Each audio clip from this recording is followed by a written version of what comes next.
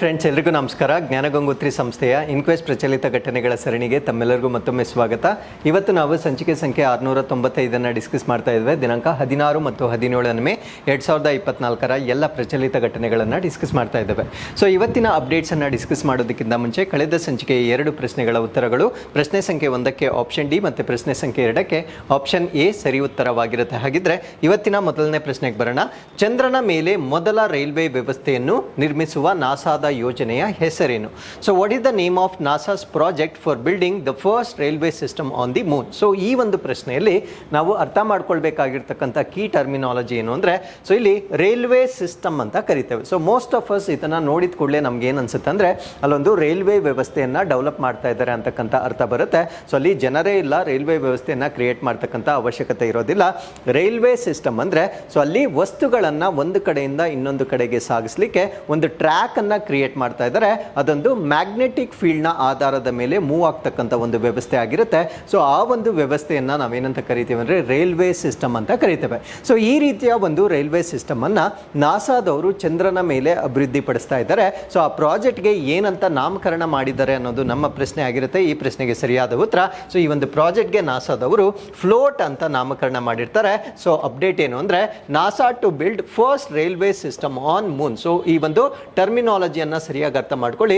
Railway station ಅಂತ ಕರೆಯೋದಿಲ್ಲ, ಇದನ್ನು ನಾವು ರೈಲ್ವೆ ಸಿಸ್ಟಮ್ ಅಥವಾ ರೈಲ್ವೆ ವ್ಯವಸ್ಥೆ ಅಂತ ಕರಿತೇವೆ. ಸೊ ಈ ಒಂದು ರೈಲ್ವೆ ವ್ಯವಸ್ಥೆಯ ಚಿತ್ರವನ್ನು ನೀವು ಇಲ್ಲಿ ನೋಡ್ಬೋದಾಗಿರುತ್ತೆ. ಸೊ ಇದು 3 ಲೇಯರ್ಡ್ ಸಿಸ್ಟಮ್ ಆಗಿರುತ್ತೆ, ಅಂದರೆ 3 ಪದರಗಳನ್ನು ಹೊಂದಿರತಕ್ಕಂಥ ಒಂದು ಸಿಸ್ಟಮ್ ಆಗಿರುತ್ತೆ. ಸೊ ಬಾಟಮ್ ಅಲ್ಲಿ ಇರೋದನ್ನ ನಾವೇನಂತ ಕರಿತೀವಿ ಅಂದರೆ ಟ್ರ್ಯಾಕ್ ಅಂತ ಕರಿತೇವೆ. ಸೊ ಅದಾದ್ಮೇಲೆ ಒಂದು ರೋಬೋಟಿಕ್ ಟ್ರೇ ಅನ್ನ ನಾವು ನೋಡ್ಬೋದಾಗಿರುತ್ತೆ. ಸೊ ಅದರ ಮೇಲೆ ವಸ್ತುಗಳನ್ನು ಸ್ಟೋರ್ ಮಾಡಲಾಗುತ್ತೆ. ಸೊ ಇದೇನಾಗುತ್ತೆ ಅಂದರೆ ಲೆವಿಟೇಟ್ ಆಗುತ್ತೆ. ಸೊ ಲೆವಿಟೇಟ್ ಅಂದರೆ ಸೊ ಇದು ಫ್ಲೋಟ್ ಆಗುತ್ತೆ. ಲೆವಿಟೇಟ್ ಆಗುವ ಮುಖಾಂತರ ಈ ಟ್ರ್ಯಾಕ್ಸ್ ನ ಮೇಲೆ ಒಂದು ಕಡೆಯಿಂದ ಇನ್ನೊಂದು ಕಡೆಗೆ ಮೂವ್ ಆಗುತ್ತೆ. So with the support of magnetic field ಏನಾಗುತ್ತೆ ಅಂದ್ರೆ ಸೊ ಫ್ಲೋಟ್ ಆಗುವ ಮುಖಾಂತರ ಇದು ಒಂದು ಕಡೆಯಿಂದ ಇನ್ನೊಂದು ಕಡೆಗೆ ಮೂವ್ ಆಗುತ್ತೆ.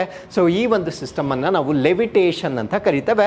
ಸೊ ಈ ಎಂಟೈರ್ ಸಿಸ್ಟಮ್ ಅನ್ನ ನಾವೇನಂತ ಕರಿತೀವಿ ಅಂದ್ರೆ ರೈಲ್ವೆ ಸಿಸ್ಟಮ್ ಅಂತ ಕರಿತೇವೆ. ಸೊ ನಾಸಾದವರು ತಮ್ಮ ಲೂನಾರ್ ಬೇಸ್ ಏನಿದೆ ಅಲ್ಲಿಂದ ವಸ್ತುಗಳನ್ನ ಮುಂದಕ್ಕೆ ಕಳಿಸೋದು ಮತ್ತೆ ಬೇರೆ ಕಡೆಯಿಂದ ವಸ್ತುಗಳನ್ನ ತರಿಸಿಕೊಳ್ಳಿಕ್ಕೆ ಸೊ ಈ ಒಂದು ವ್ಯವಸ್ಥೆಯನ್ನ ಡೆವಲಪ್ ಮಾಡ್ತಾ ಇರ್ತಕ್ಕಂಥದ್ದನ್ನ ನಾವು ನೋಡ್ಬೋದಾಗಿರುತ್ತೆ. ಸೊ ಈ ರೀತಿಯ ವ್ಯವಸ್ಥೆಯನ್ನ ಚಂದ್ರನ ಮೇಲೆ ಡೆವಲಪ್ ಮಾಡ್ತಾ ಇರ್ತಕ್ಕಂಥದ್ದು ಇದೇ ಮೊಟ್ಟ ಮೊದಲ ಉದಾಹರಣೆ ಆಗಿರುತ್ತೆ. ಸೊ ನಾಸಾದವರ ಬೇಸ್ ಸ್ಟೇಷನ್ ಏನಿರುತ್ತೆ ಸೊ ಅಲ್ಲಿಗೆ ವಸ್ತುಗಳನ್ನು ಟು ಅಂಡ್ ಫ್ರೋ ಟ್ರಾನ್ಸ್ಪೋರ್ಟೇಷನ್ ಮಾಡಲಿಕ್ಕೆ ಡೆವಲಪ್ ಮಾಡಿರ್ತಕ್ಕಂಥ ಒಂದು ಸಿಸ್ಟಮ್ ಅನ್ನು ನಾವು ರೈಲ್ವೆ ಸಿಸ್ಟಮ್ ಅಂತ ಕರಿತೇವೆ. ಸೊ ಈ ಒಂದು ರೈಲ್ವೆ ಸಿಸ್ಟಮ್ ಅನ್ನ ಡೆವಲಪ್ ಮಾಡ್ತಾ ಇರ್ತಕ್ಕಂಥವ್ರು ನಾಸಾದವರಾಗಿರ್ತಾರೆ. So this is the first railway system on the moon. So ಚಂದ್ರನ ಮೇಲೆ ಮೊಟ್ಟ ಮೊದಲ ಬಾರಿಗೆ ಈ ಒಂದು ರೈಲ್ವೆ ವ್ಯವಸ್ಥೆಯನ್ನ ಡೆವಲಪ್ ಮಾಡ್ತಾ ಇದ್ದಾರೆ. ಸೊ ಈ ಒಂದು ಪ್ರಾಜೆಕ್ಟ್ಗೆ ನಾವೇನಂತ ಕರಿತೀವಿ ಅಂದ್ರೆ ಫ್ಲೋಟ್ ಅಂತ ಕರಿತೇವೆ. ಸೊ ಫ್ಲೋಟ್ನ ಫುಲ್ ಫಾರ್ಮ್ ನಿಮಗೆ ಗೊತ್ತಿರಬೇಕಾಗಿರುತ್ತೆ.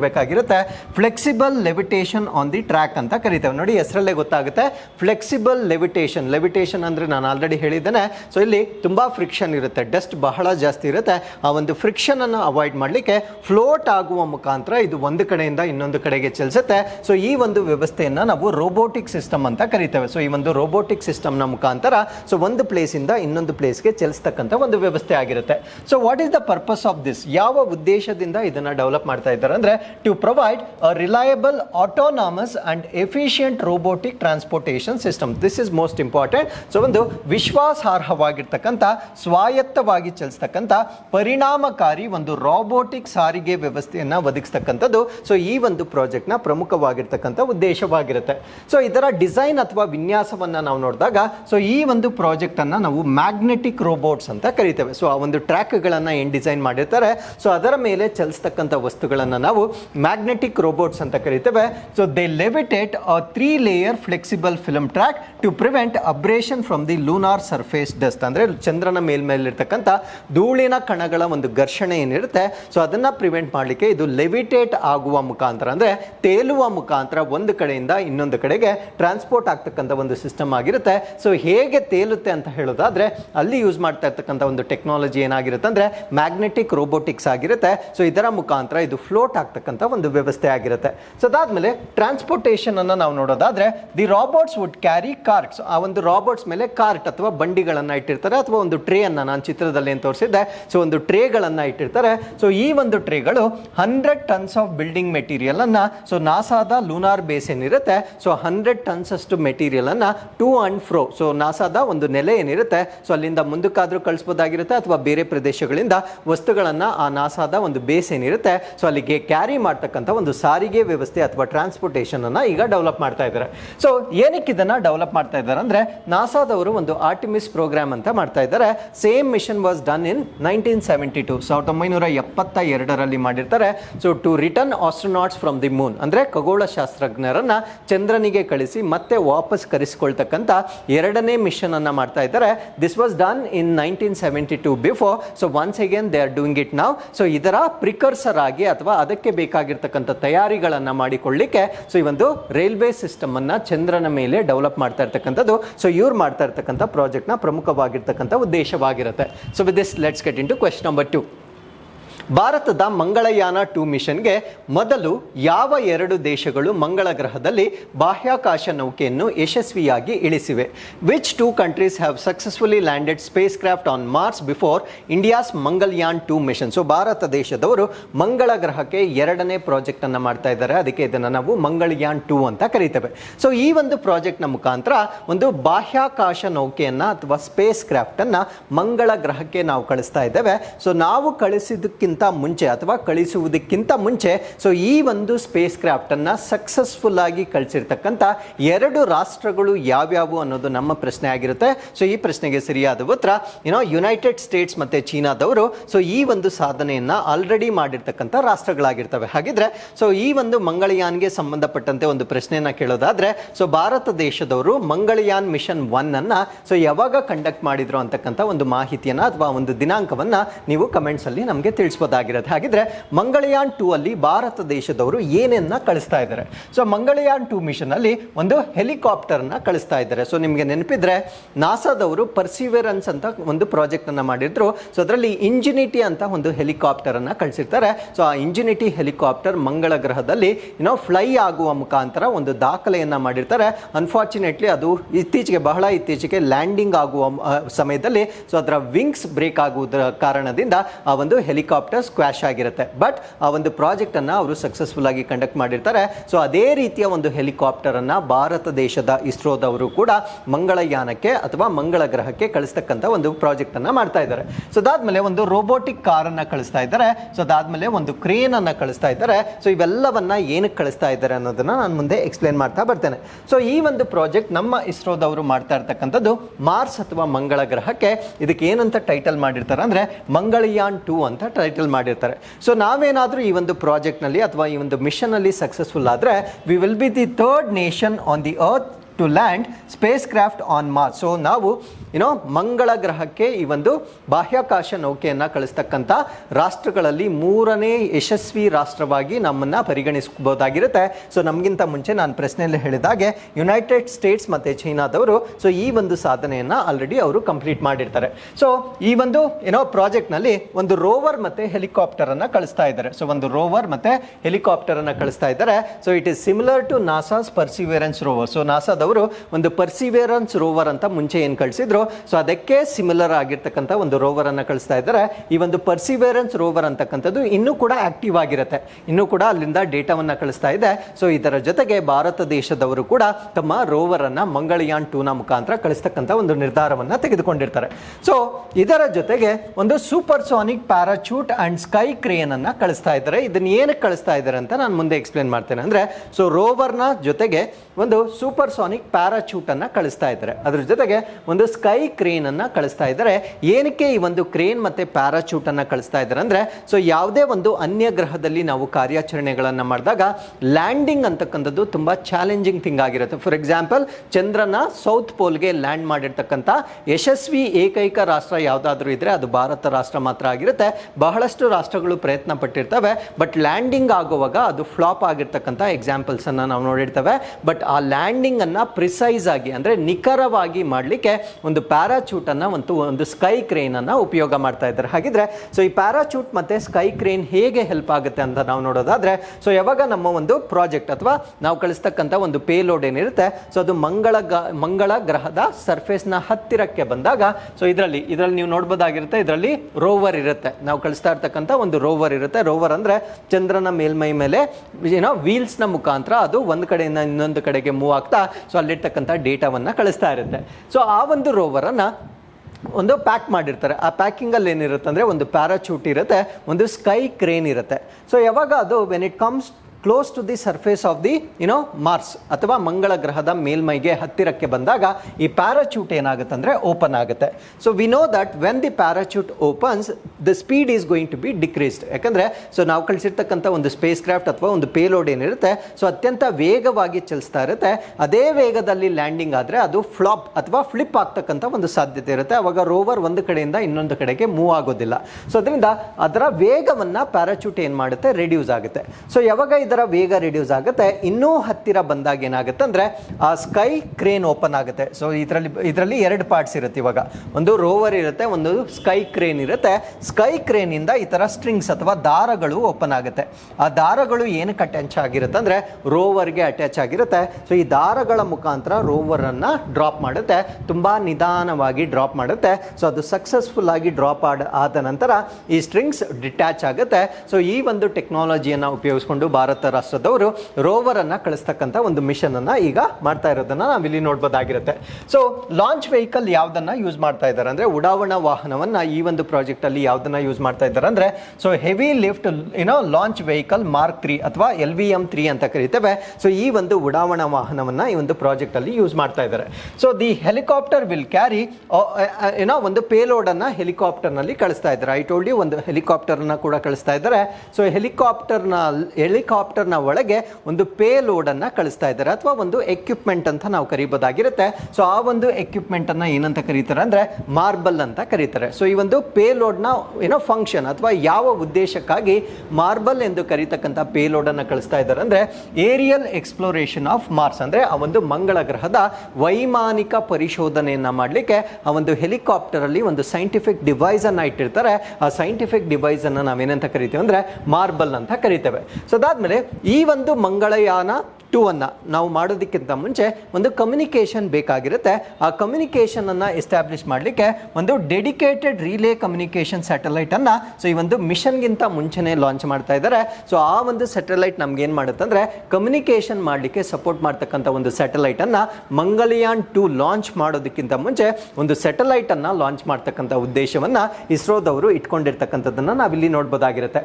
ಸೊ ಇಸ್ರೋ ಬಗ್ಗೆ ಬೇಸಿಕ್ ಇನ್ಫಾರ್ಮೇಶನ್ ಡಿಸ್ಕಸ್ ಮಾಡಿ ಬಹಳ ದಿನಗಳಾಯಿತು. ಅದರಿಂದ ಸ್ವಲ್ಪ ಇಸ್ರೋ ಬಗ್ಗೆ ಕೂಡ ಬೇಸಿಕ್ ಇನ್ಫಾರ್ಮೇಶನ್ ಅನ್ನು ನಾವು ಡಿಸ್ಕಸ್ ಮಾಡೋಣ. ಸೊ ಇಸ್ರೋವನ್ನ ನಮ್ಮ ಭಾರತ ದೇಶದ ಸ್ಪೇಸ್ ಏಜೆನ್ಸಿ ಅಥವಾ ಬಾಹ್ಯಾಕಾಶ ಸಂಸ್ಥೆ ಅಂತ ಕರೀಬೋದಾಗಿರುತ್ತೆ. ಸೊ ಇದನ್ನ ಸ್ಥಾಪನೆ ಮಾಡಿರ್ತಕ್ಕಂಥದ್ದು 15ನೇ ಆಗಸ್ಟ್ 1969 1969ರಲ್ಲಿ ಸ್ಥಾಪಿತವಾಗಿರ್ತಕ್ಕಂಥ ಸಂಸ್ಥೆ ಆಗಿರುತ್ತೆ. ಸೊ ನಾಸಾ ಇಸ್ರೋವನ್ನ ಮುಂಚೆ ನಾವು ಇಸ್ರೋ ಅಂತ ಕರಿತಾ ಇರಲಿಲ್ಲ. ಮುಂಚೆ ಇದನ್ನ ನಾವೇನಂತ ಕರಿತಾ ಇದ್ವಿ ಅಂದ್ರೆ ಇಂಕೋಸ್ಪಾರ್ ಅಂತ ಕರಿತಾ ಇದ್ವಿ. ಅಂದ್ರೆ ಇದು ಸ್ಥಾಪನೆ ಆದಾಗ ಇದರ ಹೆಸರು ಬೇರೆ ಇತ್ತು, ಇಂಕೋಸ್ಪಾರ್ ಅಂತ ಕರಿತಾ ಇದ್ರು. ಇಂಕೋಸ್ಪಾರ್ನ ಫುಲ್ ಫಾರ್ಮ್ ಏನು ಅಂದ್ರೆ Indian national committee for space research ಅಂತ ಕರಿತೇವೆ. ಸೊ ಇದನ್ನ ಯಾರ ಅಂಡರ್ ಅಲ್ಲಿ ಅಥವಾ ಯಾರ ಮುಖ್ಯಸ್ಥಿಕೆಯಲ್ಲಿ ಸ್ಟಾರ್ಟ್ ಮಾಡ್ತಾರೆ ಅಂದ್ರೆ, Jawaharlal Nehru on the suggestion of doctor Vikram Sarabhai in 1962 1962ರಲ್ಲಿ ಜವಾಹರ್ಲಾಲ್ ನೆಹರು ಅವರು ಇದ್ದಾಗ ವಿಕ್ರಮ್ ಸಾರಾಭಾಯ್ ರವರು ಈ ರೀತಿಯ ಒಂದು ಬಾಹ್ಯಾಕಾಶ ಸಂಸ್ಥೆಯನ್ನ ಸ್ಥಾಪನೆ ಮಾಡಬೇಕಂತ ಒಂದು ಸಜೆಷನ್ ಅನ್ನ ಕೊಟ್ಟಿರ್ತಾರೆ. ಸೊ ಆ ಒಂದು ಸಜೆಷನ್ ನ ಆಧಾರದ ಮೇಲೆ ನೆಹರು ರವರು ಇಂಕೋಸ್ಪಾರ್ ಅಂತ ಇದನ್ನ 1962 ಅಲ್ಲಿ ಸ್ಥಾಪನೆ ಮಾಡಿರ್ತಕ್ಕಂಥದ್ದನ್ನ ನಾವು ನೋಡಬಹುದಾಗಿರುತ್ತೆ.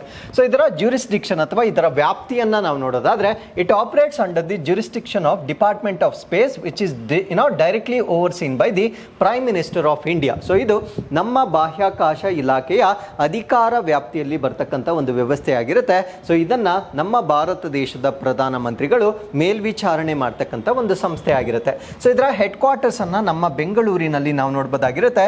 ಸೊ ಪ್ರಸ್ತುತವಾಗಿ ಇಸ್ರೋದ ಅಧ್ಯಕ್ಷರು ಶ್ರೀಧರ ಸೋಮನಾಥ್ ರವರು ಇದರ ಅಧ್ಯಕ್ಷರಾಗಿ ಕಾರ್ಯವನ್ನ ನಿರ್ವಹಿಸ್ತಾ ಇದ್ದಾರೆ.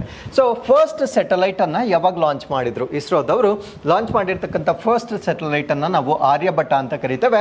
ಸೊ ಆರ್ಯಭಟ ಸ್ಯಾಟಲೈಟ್ ಅನ್ನ ನಾವು ಡೆವಲಪ್ ಮಾಡ್ತೇವೆ, ಬಟ್ ಲಾಂಚ್ ಮಾಡತಕ್ಕಂಥವರು ಸೋವಿಯತ್ ಯೂನಿಯನ್ ವತಿಯಿಂದ ಲಾಂಚ್ ಮಾಡ್ತಾರೆ. ಸೊ ಯಾವ ವರ್ಷದಲ್ಲಿ ಅಂದರೆ 1975. ಸೊ ಆರ್ಯಭಟ ಅಂತಕ್ಕಂಥದ್ದು ನಾವು ಡೆವಲಪ್ ಮಾಡಿರ್ತಕ್ಕಂಥ ಸ್ಯಾಟಲೈಟ್, ಬಟ್ ಅದನ್ನು ಲಾಂಚ್ ಮಾಡಲಿಕ್ಕೆ ನಾವು ಬೇರೆ ರಾಷ್ಟ್ರದ ಸಹಾಯವನ್ನು ತೆಗೆದುಕೊಳ್ತೇವೆ. 1975ರಲ್ಲಿ ಮೊಟ್ಟ ಮೊದಲ ಬಾರಿಗೆ ಸ್ಯಾಟಲೈಟ್ ಅನ್ನು ಲಾಂಚ್ ಮಾಡ್ತಕ್ಕಂಥ ಒಂದು ಸಾಧನೆಯನ್ನು ಭಾರತದ ಇಸ್ರೋ ಕಂಡಕ್ಟ್ ಮಾಡಿರುತ್ತೆ. So with this let's get into question number 3.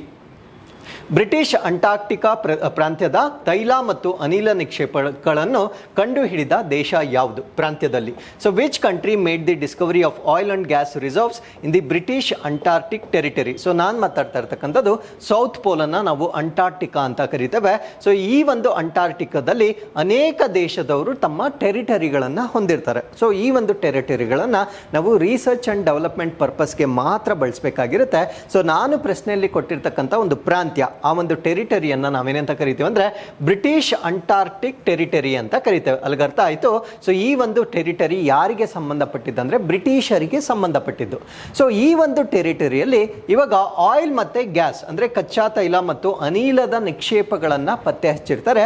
ಯಾವ ರಾಷ್ಟ್ರದವರು ಇದನ್ನು ಪತ್ತೆ ಹಚ್ಚಿರ್ತಾರೆ ಅನ್ನೋದು ನಮ್ಮ ಪ್ರಶ್ನೆ ಆಗಿರುತ್ತೆ. ಸೊ ಇದು ಬ್ರಿಟಿಷ್ ಟೆರಿಟರಿ ಆಗಿರೋದ್ರಿಂದ ನಮಗೆ UK ಅಂತಕ್ಕಂಥ ಒಂದು ಕಾಮನ್ ಸೆನ್ಸಿಂದ ನಮಗೆ ಫ್ಲ್ಯಾಶ್ ಆಗುತ್ತೆ, ಬಟ್ ಆ್ಯಕ್ಚುಲಿ ಅದು ರಾಂಗ್ ಆನ್ಸರ್ ಆಗಿರುತ್ತೆ. ಸೊ ಈ ಒಂದು ನಿಕ್ಷೇಪಗಳನ್ನು ಪತ್ತೆ ಹಚ್ಚಿರ್ತಕ್ಕಂಥವರು ರಷ್ಯಾ ರಾಷ್ಟ್ರದವರು ಬ್ರಿಟಿಷರ ಟೆರಿಟರಿಯಲ್ಲಿ ಆಯಿಲ್ ಮತ್ತು ಗ್ಯಾಸನ್ನು ಅಂಟಾರ್ಕ್ಟಿಕಾದಲ್ಲಿ ಡಿಸ್ಕವರಿ ಮಾಡಿರ್ತಕ್ಕಂಥದ್ದನ್ನು ಸೊ ನಾವಿವಾಗ ನೋಡ್ಬೋದಾಗಿರುತ್ತೆ. ಸೊ ಈ ಚಿತ್ರದಲ್ಲಿ ನೀವು ನೋಡ್ಬೋದಾಗಿರುತ್ತೆ, ಇದು ಅಂಟಾರ್ಕ್ಟಿಕಾ ಸೊ ಅಥವಾ ಸೌತ್ ಪೋಲ್ ಅಂತ ಕರಿತೇವೆ. ಸೊ ಈ ಒಂದು ಸೌತ್ ಪೋಲ್ ಬಹುತೇಕ ಹಿಮಾವೃತವಾಗಿರುತ್ತೆ. ಸೊ ಆಲ್ಮೋಸ್ಟ್ 99% ಆಫ್ ಇಟ್ ಏನಾಗಿರುತ್ತೆ ಅಂದರೆ ಸೊ ಹಿಮಾವೃತವಾಗಿರ್ತಕ್ಕಂಥ ಒಂದು ಪ್ರದೇಶವಾಗಿರುತ್ತೆ. ಸೊ ಈ ಒಂದು ಪ್ರದೇಶವನ್ನು ನಾವು ಪ್ರಿಸ್ಟೀನ್ ನೇಚರ್ ಅಂತ ಕರಿತೇವೆ. ಪ್ರಿಸ್ಟೀನ್ ಅಂದರೆ ಯಾವುದೇ ಅಡಚಣೆಗಳಿಗೆ ಒಳಗೊಳ್ಳದ ಪ್ರದೇಶವಾಗಿರುತ್ತೆ. ಬಿಕಾಸ್ ಇದು ಇನ್ಹ್ಯಾಬಿಟೆಡ್ ಅಂದರೆ ಮನುಷ್ಯರ ವಾಸವಿಲ್ಲದ ಒಂದು ಪ್ರದೇಶವಾಗಿರೋದ್ರಿಂದ ಸೊ ಅಲ್ಲಿ ಯಾವುದೇ ಡಿಸ್ಟರ್ಬೆನ್ಸ್ ಇರೋದಿಲ್ಲ. ಅದರಿಂದ ಈ ಒಂದು ಪ್ರದೇಶದಲ್ಲಿ ಯಾವುದೇ ರೀತಿಯ ಮೈನಿಂಗ್ ಆಗಲಿ ಮಿಲಿಟರಿ ಆಕ್ಟಿವಿಟೀಸ್ ಆಗಲಿ ಮಾಡಲಿಕ್ಕೆ ಅವಕಾಶವಿರೋದಿಲ್ಲ. ಕೇವಲ ರಿಸರ್ಚ್ ಆ್ಯಂಡ್ ಡೆವಲಪ್ಮೆಂಟ್ ಮಾಡಲಿಕ್ಕೆ ನಿರ್ಧರಿಸಲ್ಪಟ್ಟಿರ್ತಕ್ಕಂಥ ಒಂದು ಪ್ರದೇಶವಾಗಿರುತ್ತೆ. ಸೊ ಈ ಪ್ರದೇಶದಲ್ಲಿ ಈ ಭಾಗದಲ್ಲಿ ನೀವು ಒಂದು ಸಿ ಅನ್ನು ನೋಡ್ಬೋದು, ಅದನ್ನು ನಾವು ವೆಡಲ್ ಸಿ ಅಂತ ಕರಿತೇವೆ. ಸೊ ವೆಡಲ್ ಸಿನ ಕೆಳಗಡೆ ಈ ಆರೆಂಜ್ ಏನ್ ಮಾರ್ಕ್ ಆಗಿದೆ ಇದನ್ನ ನಾವು ಬ್ರಿಟಿಷ್ ಟೆರಿಟರಿ ಅಂತ ಕರಿತೇವೆ. ಸೊ ಇದು ವೆಡ್ಜ್ ಶೇಪ್ ಅಲ್ಲಿ ಇರ್ತಕ್ಕಂಥ ಒಂದು ಟೆರಿಟರಿ ಆಗಿರುತ್ತೆ. ಸೊ ಈ ಒಂದು ಟೆರಿಟರಿಯಲ್ಲಿ ಈಗ ಆಯಿಲ್ ಮತ್ತೆ ಗ್ಯಾಸ್ ಅನ್ನ ಡಿಸ್ಕವರ್ ಮಾಡಿರ್ತಾರೆ, ಬಟ್ ಡಿಸ್ಕವರಿ ಮಾಡಿರ್ತಕ್ಕಂಥ ರಾಷ್ಟ್ರ ಯುನೈಟೆಡ್ ಕಿಂಗ್ಡಮ್ ಆಗಿರೋದಿಲ್ಲ, ರಷ್ಯಾ ರಾಷ್ಟ್ರದವರು ಇದನ್ನ ಡಿಸ್ಕವರಿ ಮಾಡಿರ್ತಕ್ಕಂಥದ್ದನ್ನ ನಾವು ನೋಡ್ಬೋದಾಗಿರುತ್ತೆ. ಸೊ ಇದರ ಇಂಪ್ಲಿಕೇಶನ್ಸ್ ಏನೇನಿದೆ ಅನ್ನೋದನ್ನ ನಾವು ಇಲ್ಲಿ ಡಿಸ್ಕಸ್ ಮಾಡ್ತಾ ಬರೋಣ. So it is done by Russia. So as I told you before, British Antarctic territory ಆಗಿದ್ರು ಕೂಡ ಸೊ ಈ ಒಂದು ಆಯಿಲ್ ಮತ್ತೆ ಗ್ಯಾಸ್ ರಿಸರ್ವ್ಸ್ ಅನ್ನ ಅನ್ವೇಷಣೆ ಮಾಡಿರ್ತಕ್ಕಂಥವರು ರಷ್ಯಾ ರಾಷ್ಟ್ರದವರು ಇದನ್ನ ಅನ್ವೇಷಣೆ ಮಾಡಿರ್ತಾರೆ. So it is been discovered by Russian research ships in the Weddell sea. So ಇದು ಎಲ್ಲಿ ಡಿಸ್ಕವರ್ ಮಾಡಿದ್ದಾರೆ ಅಂದ್ರೆ ಅಲ್ಲಿರ್ತಕ್ಕಂಥ ವೆಡಲ್ ಸಿ ಅಂತ ನಾವೇನು ಹೇಳ್ತೇವೆ, ವೆಡಲ್ ಸಮುದ್ರ ಅಂತ ನಾವೇನು ಹೇಳ್ತೇವೆ. ಸೊ ಈ ಒಂದು ಭಾಗದಲ್ಲಿ ಇದನ್ನ ಪತ್ತೆ ಹಚ್ಚಿರ್ತಾರೆ. It falls under the UK's claim in Antarctica territory. So UK ಅವರು ತಮ್ಮ ಕ್ಲೇಮ್ ಏನು ಮಾಡ್ತಾ ಇದ್ದಾರೆ ಅಂದರೆ ತಾವು ಹೊಣೆಗಾರಿಕೆಯನ್ನು ಅಥವಾ ತಮ್ಮ ಓನರ್ಶಿಪ್ ಅನ್ನು ಏನು ಕ್ಲೇಮ್ ಮಾಡ್ತಾ ಇದ್ದಾರೆ. ಸೊ ಆ ಒಂದು ಭೂ ಪ್ರದೇಶದಲ್ಲಿ ಆಯಿಲ್ ಮತ್ತು ಗ್ಯಾಸ್ ಇದೆ ಅಂತ ರಷ್ಯನ್ ರಿಸರ್ಚರ್ಸರು ಈಗ ಫೈಂಡ್ ಔಟ್ ಮಾಡಿರೋದನ್ನು ನಾವು ನೋಡ್ಬೋದಾಗಿರುತ್ತೆ. ಸೊ ಈ ಒಂದು ರಿಸರ್ವ್ಸ್ ಇದರ ಒಂದು ಮ್ಯಾಗ್ನಿಟ್ಯೂಡನ್ನು ನಾವು ನೋಡೋದಾದರೆ ಅಂದರೆ ಎಷ್ಟರ ಮಟ್ಟಿಗೆ ಅಲ್ಲಿ ಆಯಿಲ್ ಆ್ಯಂಡ್ ಗ್ಯಾಸ್ ಇದೆ ಅನ್ನೋದನ್ನು ನಾವು ಚೆಕ್ ಮಾಡೋದಾದರೆ it is around 511 billion barrels worth of oil equating to around 10 times the northern sea output over 50 years. ಅಂದರೆ ನಾರ್ತ್ ಸಿಯಲ್ಲಿ 50 ವರ್ಷಗಳವರೆಗೆ ನಾವು ಏನು ಔಟ್ಪುಟ್ ಅನ್ನು ತೆಗೆದುಕೊಳ್ಬೋದು. ಸೊ ಅದಕ್ಕೆ 10 ಟೈಮ್ಸ್ ಜಾಸ್ತಿ ಇರತಕ್ಕಂಥ ಒಂದು ಕಚ್ಚಾ ವಸ್ತು ಇರುತ್ತೆ. ಸೊ ವಾಲ್ಯೂಮ್ ಅಲ್ಲಿ ಹೇಳೋದಾದ್ರೆ 511 billion barrels worth of oil ಅನ್ನ ಇದೆ ಅಂತಕ್ಕಂಥದ್ದನ್ನ ರಷ್ಯಾದವರು ಪತ್ತೆ ಹಚ್ಚಿರ್ತಕ್ಕಂಥದ್ದನ್ನ ನಾವು ನೋಡ್ಬೋದಾಗಿರುತ್ತೆ.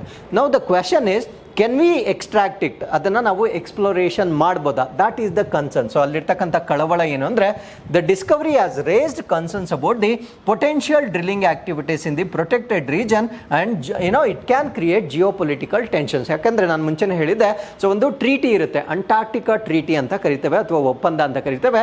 ಸೊ ಈ ಒಂದು ಒಪ್ಪಂದದ ಪ್ರಕಾರ ಯಾವುದೇ ರಾಷ್ಟ್ರದವರು ಅಲ್ಲಿರ್ತಕ್ಕಂಥ ಪ್ರದೇಶವನ್ನು ತಮ್ಮದು ಅಂತ ಕ್ಲೇಮ್ ಮಾಡ್ಕೊಳ್ಳೋಕ್ಕಾಗೋದಿಲ್ಲ. So they can have territories, marking ಅನ್ನು ಮಾಡ್ಕೊಳ್ಬೋದು, ಅಲ್ಲಿ ರಿಸರ್ಚ್ ಸ್ಟೇಷನ್ಗಳನ್ನು ಡೆವಲಪ್ ಮಾಡ್ಬೋದು. ಅದಾದಮೇಲೆ ಕೆಲವೊಂದು ರಿಸರ್ಚ್ ಆ್ಯಂಡ್ ಡೆವಲಪ್ಮೆಂಟಲ್ ಆಕ್ಟಿವಿಟೀಸನ್ನು ಮಾಡ್ಬೋದು. No military activities, no mining activities ಈ ಒಂದು ಒಪ್ಪಂದದ ಪ್ರಕಾರ.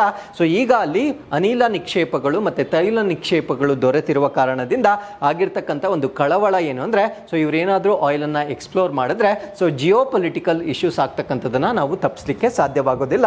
So that is the concern we have here. So as I told you, there is a treaty, ಒಂದು ಒಪ್ಪಂದ ಇರುತ್ತೆ. ಈ ಒಂದು ಒಪ್ಪಂದವನ್ನು ನಾವು ಅಂಟಾರ್ಕ್ಟಿಕ್ ಟ್ರೀಟಿ ಅಂತ ಕರೀತೇವೆ.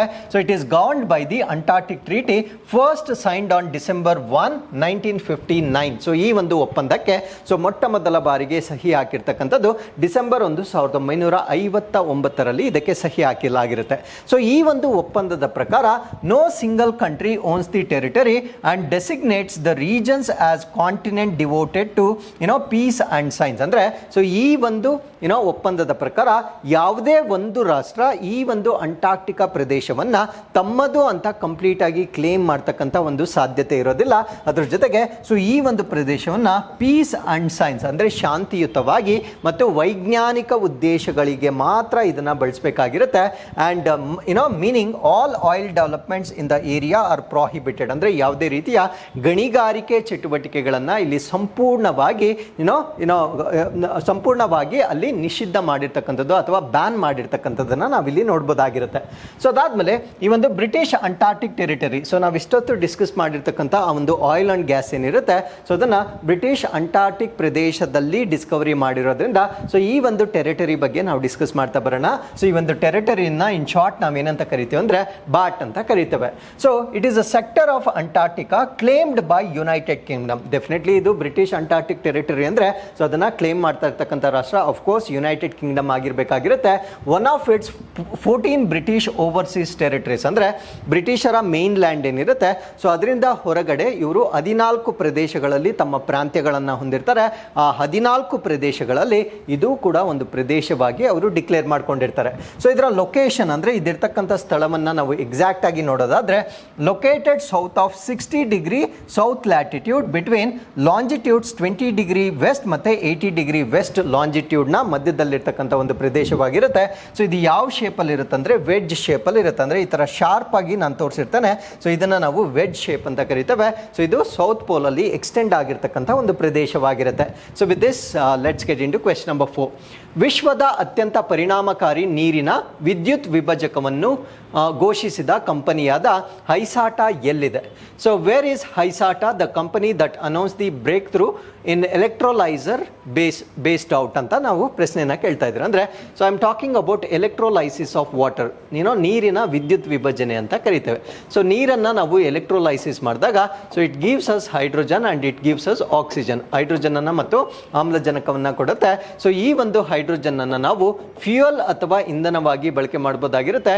ಆಕ್ಸಿಜನನ್ನು ನಾವು ಸೋರ್ಸ್ ಆಫ್ ಆಕ್ಸಿಜನ್ ಅಂದರೆ ಹಾಸ್ಪಿಟಲ್ಸ್ಗಳಲ್ಲಿ ಈ ಆಕ್ಸಿಜನ್ ಸಿಲಿಂಡರ್ಸ್ ಏನಿರ್ತವೆ ಸೊ ಆ ಒಂದು ಆಕ್ಸಿಜನ್ ಸಿಲಿಂಡರ್ಸ್ಗಳಲ್ಲಿ ಈ ಒಂದು ಆಕ್ಸಿಜನನ್ನು ನಾವು ಯೂಸ್ ಮಾಡ್ಬೋದಾಗಿರುತ್ತೆ. ಅಥವಾ ನೇರವಾಗಿ ಅಟ್ಮಾಸ್ಫಿಯರ್ಗೆ ರಿಲೀಸ್ ಮಾಡಿದರೂ ಕೂಡ ನಮ್ಮ ವಾತಾವರಣದಲ್ಲಿ ಆಮ್ಲಜನಕದ ಒಂದು ವಾಲ್ಯೂಮ್ ಜಾಸ್ತಿ ಆಗುತ್ತೆ.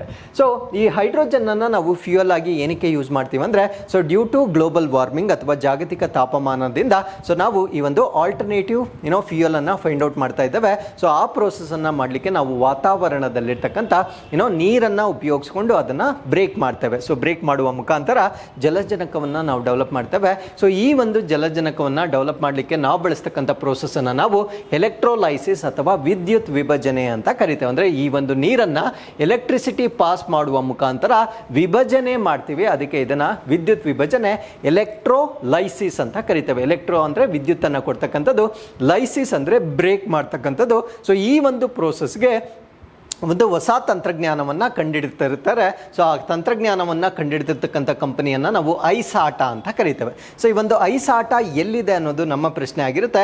ಸೊ ಈ ಒಂದು ಐಸಾಟಾ ಇರ್ತಕ್ಕಂಥದ್ದು ನ್ಯೂ ಸೌತ್ ವೇಲ್ಸ್ನಲ್ಲಿ ಇರ್ತಕ್ಕಂಥ ಒಂದು ಕಂಪನಿ ಆಗಿರುತ್ತೆ. ಸೊ ಈ ಒಂದು ಕಂಪನಿಯ ವತಿಯಿಂದ ವರ್ಲ್ಡ್ಸ್ ಮೋಸ್ಟ್ ಎಫಿಷಿಯಂಟ್ ವಾಟರ್ ಎಲೆಕ್ಟ್ರೋಲೈಸರನ್ನು ಡೆವಲಪ್ ಮಾಡಿರ್ತಾರೆ. ಅಂದರೆ ವಿಶ್ವದಲ್ಲಿಯೇ ಅತ್ಯಂತ ಹೆಚ್ಚು ಪರಿಣಾಮಕಾರಿಯಾಗಿರ್ತಕ್ಕಂಥ ನೀರಿನ ಜಲವಿದ್ಯುತ್ ಅಥವಾ ವಿದ್ಯುತ್ ವಿಭಜಕವನ್ನು ಮೊಟ್ಟ ಮೊದಲ ಬಾರಿಗೆ ಇವರು ಡಿಸ್ಕವರಿ ಮಾಡಿರ್ತಾರೆ. ಸೊ ಇವ್ರು ಮಾಡಿರ್ತಕ್ಕಂಥ ಎಲೆಕ್ಟ್ರೋಲೈಸರ್ ಇರ್ತಕ್ಕಂಥ ಸ್ಪೆಷಲ್ ಫೀಚರ್ಸ್ ಏನು ಅನ್ನೋದನ್ನ ನಾವಿಲ್ಲಿ ಡಿಸ್ಕಸ್ ಮಾಡ್ತಾ ಬರೋಣ. ಸೊ ಈ ಕಂಪನಿಯನ್ನ ನಾವೇನಂತ ಕರಿತೀವಿ ಅಂದ್ರೆ ಹೈಸಾಟಾ ಅಂತ ಕರಿತೇವೆ. ಸೊ ಇದು ಬೇಸ್ ಆಗಿರ್ತಕ್ಕಂಥದ್ದು ನ್ಯೂ ಸೌತ್ ವೇಲ್ಸ್ ಅಲ್ಲಿ ಇರ್ತಕ್ಕಂಥ ಒಂದು ಕಂಪನಿ ಆಗಿರುತ್ತೆ. ಸೊ ಇವರು ಒಂದು ಎಲೆಕ್ಟ್ರೋಲೈಸರ್ ಅನ್ನ ಡೆವಲಪ್ ಮಾಡಿರ್ತಾರೆ. So the developed an electrolyser that generates hydrogen with an impressive efficiency of 95%. ಅಂದ್ರೆ ನಾವು ವಾಟರ್ ಅನ್ನ ಬ್ರೇಕ್ ಮಾಡಿದಾಗ ನಮ್ಗೆ ಎಷ್ಟು ಹೈಡ್ರೋಜನ್ ಸಿಗುತ್ತೆ ಅಂದ್ರೆ 95% ಆಫ್ ದಿ ಹೈಡ್ರೋಜನ್ ಸಿಗುತ್ತೆ.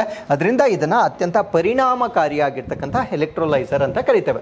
ನಾವು ಪ್ರಸ್ತುತವಾಗಿ ಯೂಸ್ ಮಾಡ್ತಾ ಇರ್ತಕ್ಕಂಥ ಎಲೆಕ್ಟ್ರೋಲೈಸರ್ ಟೆಕ್ನಾಲಜಿಯಲ್ಲಿ ಕೇವಲ 75% ಅನ್ನ ಪಡಿತಾ ಇದ್ದೇವೆ. ಸೊ ನಾವು ಈ ಒಂದು ಹೊಸ ತಂತ್ರಜ್ಞಾನವನ್ನು ಉಪಯೋಗಿಸ್ಕೊಂಡ್ರೆ 95% ಹೈಡ್ರೋಜನ್ ಅನ್ನು ನಾವು ಪಡಿಬಹುದಾಗಿರುತ್ತೆ. ಸೊ ಈ ಒಂದು ಡಿಸೈನ್ ಇಂದ ಇನ್ನೊಂದು ಅಡ್ವಾಂಟೇಜ್ ಕೂಡ ಇದೆ. ಎಲೆಕ್ಟ್ರೋಲೈಸಿಸ್ ಮಾಡುವಾಗ ಬಬಲ್ಸ್ ಕ್ರಿಯೇಟ್ ಆಗುತ್ತೆ, ಅಂದ್ರೆ ಗುಳ್ಳೆಗಳು ಕ್ರಿಯೇಟ್ ಆಗುತ್ತೆ. ಸೊ ಈ ಒಂದು ಬಬಲ್ಸ್ ಹೈಡ್ರೋಜನ್ ಎಫಿಷಿಯನ್ಸಿಯನ್ನ ಕಡಿಮೆ ಮಾಡುತ್ತೆ. ಬಟ್ ಈಗ ಡಿಸ್ಕವರಿ ಮಾಡಿರ್ತಕ್ಕಂತಹ ಎಲೆಕ್ಟ್ರೋಲೈಸರ್ ಅಲ್ಲಿ ಬಬಲ್ಸ್ ಅಥವಾ ಗುಳ್ಳೆಗಳು ಬರದೇ ಇರುವ ಕಾರಣದಿಂದ ಕೂಡ ಸೊ ಇದರ ಎಫಿಷಿಯನ್ಸಿ ಇನ್ಕ್ರೀಸ್ ಆಗಿರ್ತಕ್ಕಂಥದ್ದನ್ನ ನಾವು ನೋಡ್ಬೋದಾಗಿರುತ್ತೆ.